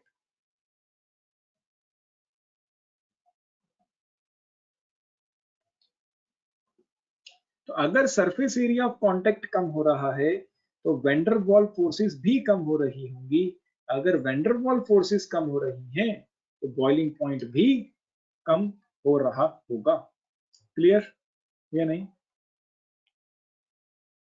कोई डाउट? ठीक है, तो सिंपल सा है। सच मुझे उम्मीद है कि तुम्हें समझ आया होगा। तो van der Waal forces is directly proportional to surface area, और अगर सरफेस एरिया कभी निकालना पड़े तो inversely proportional to branching. Branching कह सकते हैं या number of substituents. Number of substituents, जैसे जैसे सब्स्टिट्यूएंट्स बढ़ते हैं ब्रांचिंग बढ़ती है। देखो इसमें 2 सब्स्टिट्यूएंट्स हैं, ब्रांचिंग ज्यादा है। इसमें एक ही सब्स्टिट्यूएंट है, ब्रांचिंग कम है। इसमें एक भी सब्स्टिट्यूएंट नहीं है, ब्रांचिंग बिल्कुल भी नहीं है। तो जैसे जैसे हम लेफ्ट टू राइट जा रहे हैं ब्रांचिंग बढ़ रही है। ब्रांचिंग कह सकते हैं या सब्स्टिट्यूएंट्स बढ़ रहे हैं।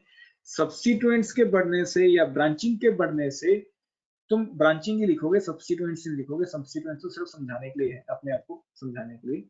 ठीक है, तो तुम यहाँ पे ब्रांचिंग ही लिखो। टीचर ने सब्स्टिट्यूएंट्स को क्रॉस मार देना है। तो जैसे जैसे हम लेफ्ट टू राइट जा रहे हैं ब्रांचिंग बढ़ रही है। ब्रांचिंग बढ़ने के कारण सरफेस एरिया कम हो रहा है। सरफेस एरिया कम हो रहा है तो वेंडरवॉल फोर्सेस कम हो रही है, तो बॉइलिंग पॉइंट भी कम हो रहा है। क्लियर है साक्षी? Yes sir. करो।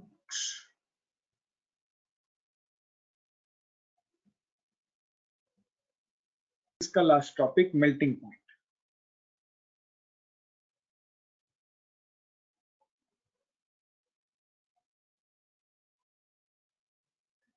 देखो, जो बॉइलिंग पॉइंट है वो डिपेंड करता है सिर्फ और सिर्फ फोर्सेस पे, और किसी पैरामीटर पे डिपेंड नहीं करता। लेकिन जो हमारा मेल्टिंग पॉइंट है ये 2 पैरामीटर्स पे डिपेंड करता है। Depends on 2 parameters.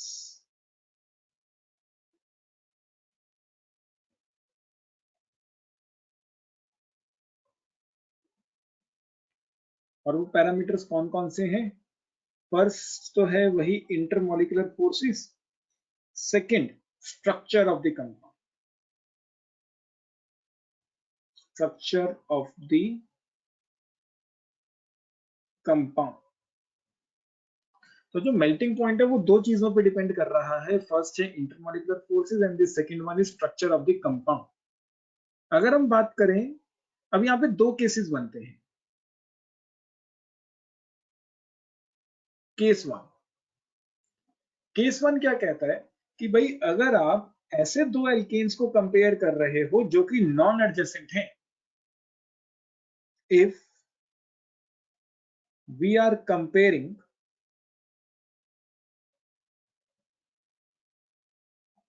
melting point among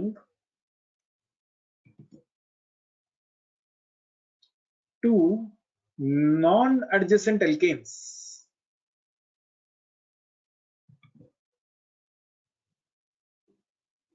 ये नॉन एडजेसेंट एल्केन्स क्या होंगे साक्षी?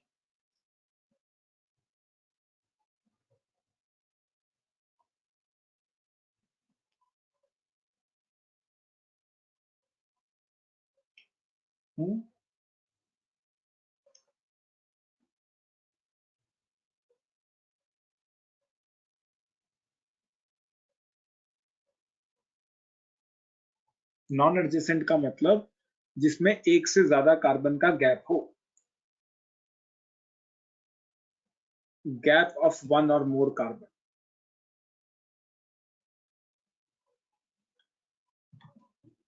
गैप ऑफ 1 और मोर कार्बन। नॉन एडजेसेंट का मतलब जिसमें एक से ज्यादा कार्बन का गैप। अगर तुम कभी भी दो नॉन एडजेसेंट एल्केन्स का मेल्टिंग पॉइंट कंपेयर कर रहे हो तो ऑलवेज चेक इंटरमॉलिक्यूलर फोर्सेस। जैसे जैसे इंटरमॉलिक्यूलर फोर्सेस बढ़ेंगी वैसे वैसे मेल्टिंग पॉइंट भी बढ़ेगा। क्लियर या नहीं? सर नॉन एडजेसेंट का एग्जांपल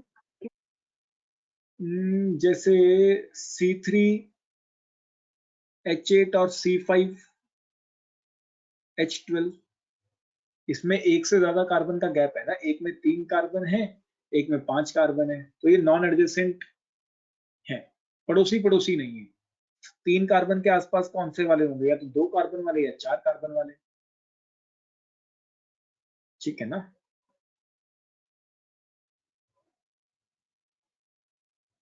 यस सर।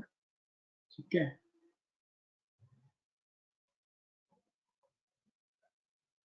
जैसे C4H10 का जो मेल्टिंग पॉइंट है वो कम होगा एज कंपेयर टू C6H14। बहुत सिंपल सा है कि अगर आप दो नॉन एडजेसेंट एल्केन्स को कंपेयर कर रहे हो, जरूरी नहीं कि एक ही कार्बन का गैप हो, एक से ज्यादा कार्बन का भी गैप हो सकता है। जैसे C3H8 और C6H14, अगर एक से ज्यादा कार्बन का गैप है तो वो नॉन एडजेसेंट है। नॉन एडजेसेंट के केस में इंटरमॉलिक्यूलर फोर्सेस चेक करनी है। इंटरमॉलिक्यूलर फोर्सेस बढ़ेंगी, अगर मास बढ़ेगा तो मेल्टिंग पॉइंट भी बढ़ेगा। सिंपल। केस 2 क्या कहता है?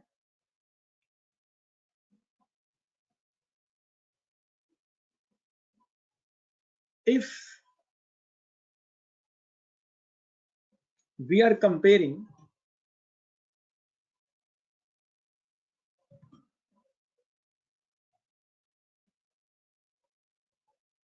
melting point, if we are comparing melting point among two adjacent alkanes,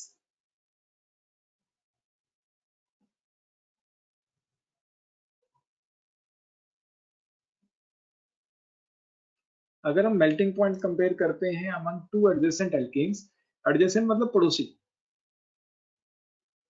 if we are comparing melting point among two adjacent alkanes, then structural parameter dominates. Structural parameter dominates over intermolecular forces. तब जो structural parameter है वो dominate कर जाता है over the intermolecular forces, and it is found that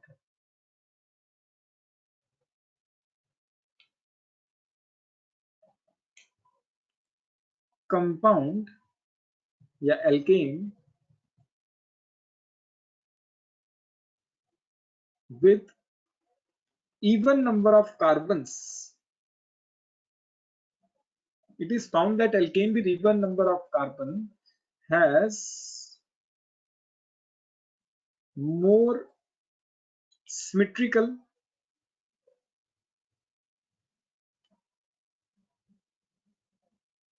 and close packed structure। ये तुम्हें याद करने पड़ेंगे दो words, symmetrical and close packed structure,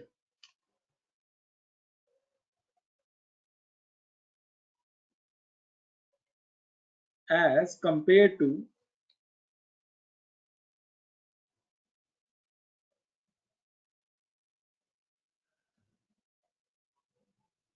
alkane with odd number of carbon।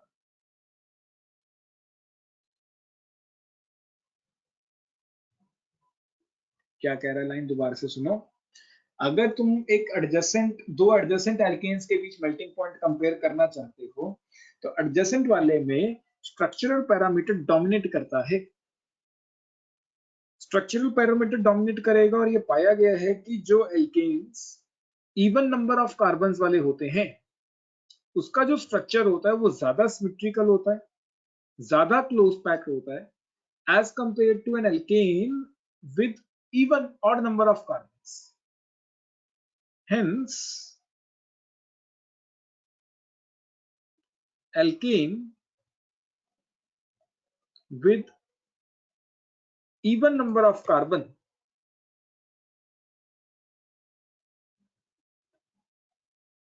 has higher melting point.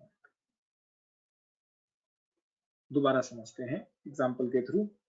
देखो, मान लो एक एल्केन है अपने पास C6H14, एक है C5H12, दो एल्केन है साक्षी, एक है C6H14, एक है C5H12। ठीक है, दोनों का स्ट्रक्चर सा देखते हैं। एल्केन्स का जो स्ट्रक्चर होता है वो जिगजैग स्ट्रक्चर होता है कुछ इस तरीके से। ये C6H14 हो गया और C5H12 हो जाएगा कुछ इस तरीके से। ठीक, कौन सा स्ट्रक्चर ज्यादा सिमेट्रिकल है साक्षी?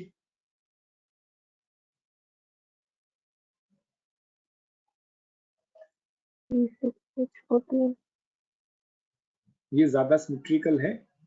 ठीक है,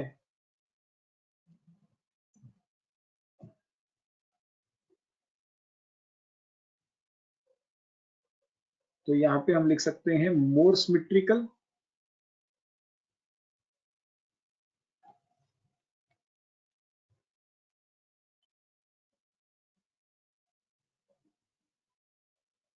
एंड क्लोज्ड पैक्ड।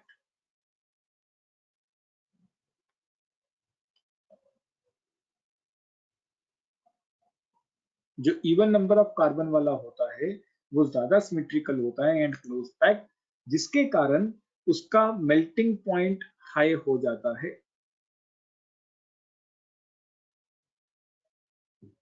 ये याद रखना पड़ेगा बच्चे कि अगर मेल्टिंग पॉइंट कंपेयर कर रहे हो तो बॉइलिंग पॉइंट सिर्फ फोर्सेस पे डिपेंड करता है। बॉइलिंग पॉइंट अलग है, मेल्टिंग पॉइंट अलग है, दोनों को मिक्स नहीं करना है, पहला पॉइंट।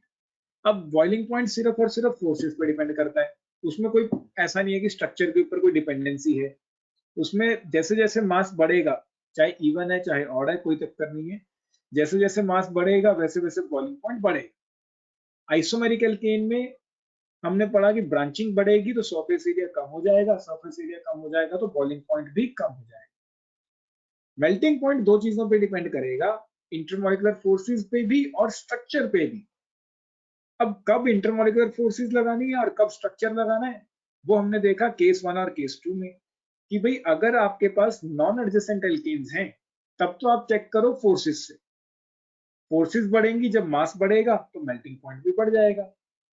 लेकिन अगर आपके पास एडजेसेंट एल्केन्स हैं, एडजेसेंट मतलब पड़ोसी पड़ोसी, जैसे C5H12 और C6H14 दोनों पड़ोसी हैं, एक के पास 5 कार्बन है, एक के पास 6 कार्बन है, तो अगर आपके पास पड़ोसी पड़ोसी वाले एल्केन हैं तो आप स्ट्रक्चर पैरामीटर चेक करोगे क्योंकि वो डोमिनेट कर जाता है। अब स्ट्रक्चरल पैरामीटर में क्या है कि एक एल्केन जिसके पास इवन कार्बन होते हैं उसका स्ट्रक्चर ज्यादा सिमेट्रिकल होता है, ज्यादा क्लोज पैक होता है, जिसके कारण उसका मेल्टिंग पॉइंट भी ज्यादा होता है। क्लियर या नहीं? Yes sir. ठीक, नोट कर लो इसे।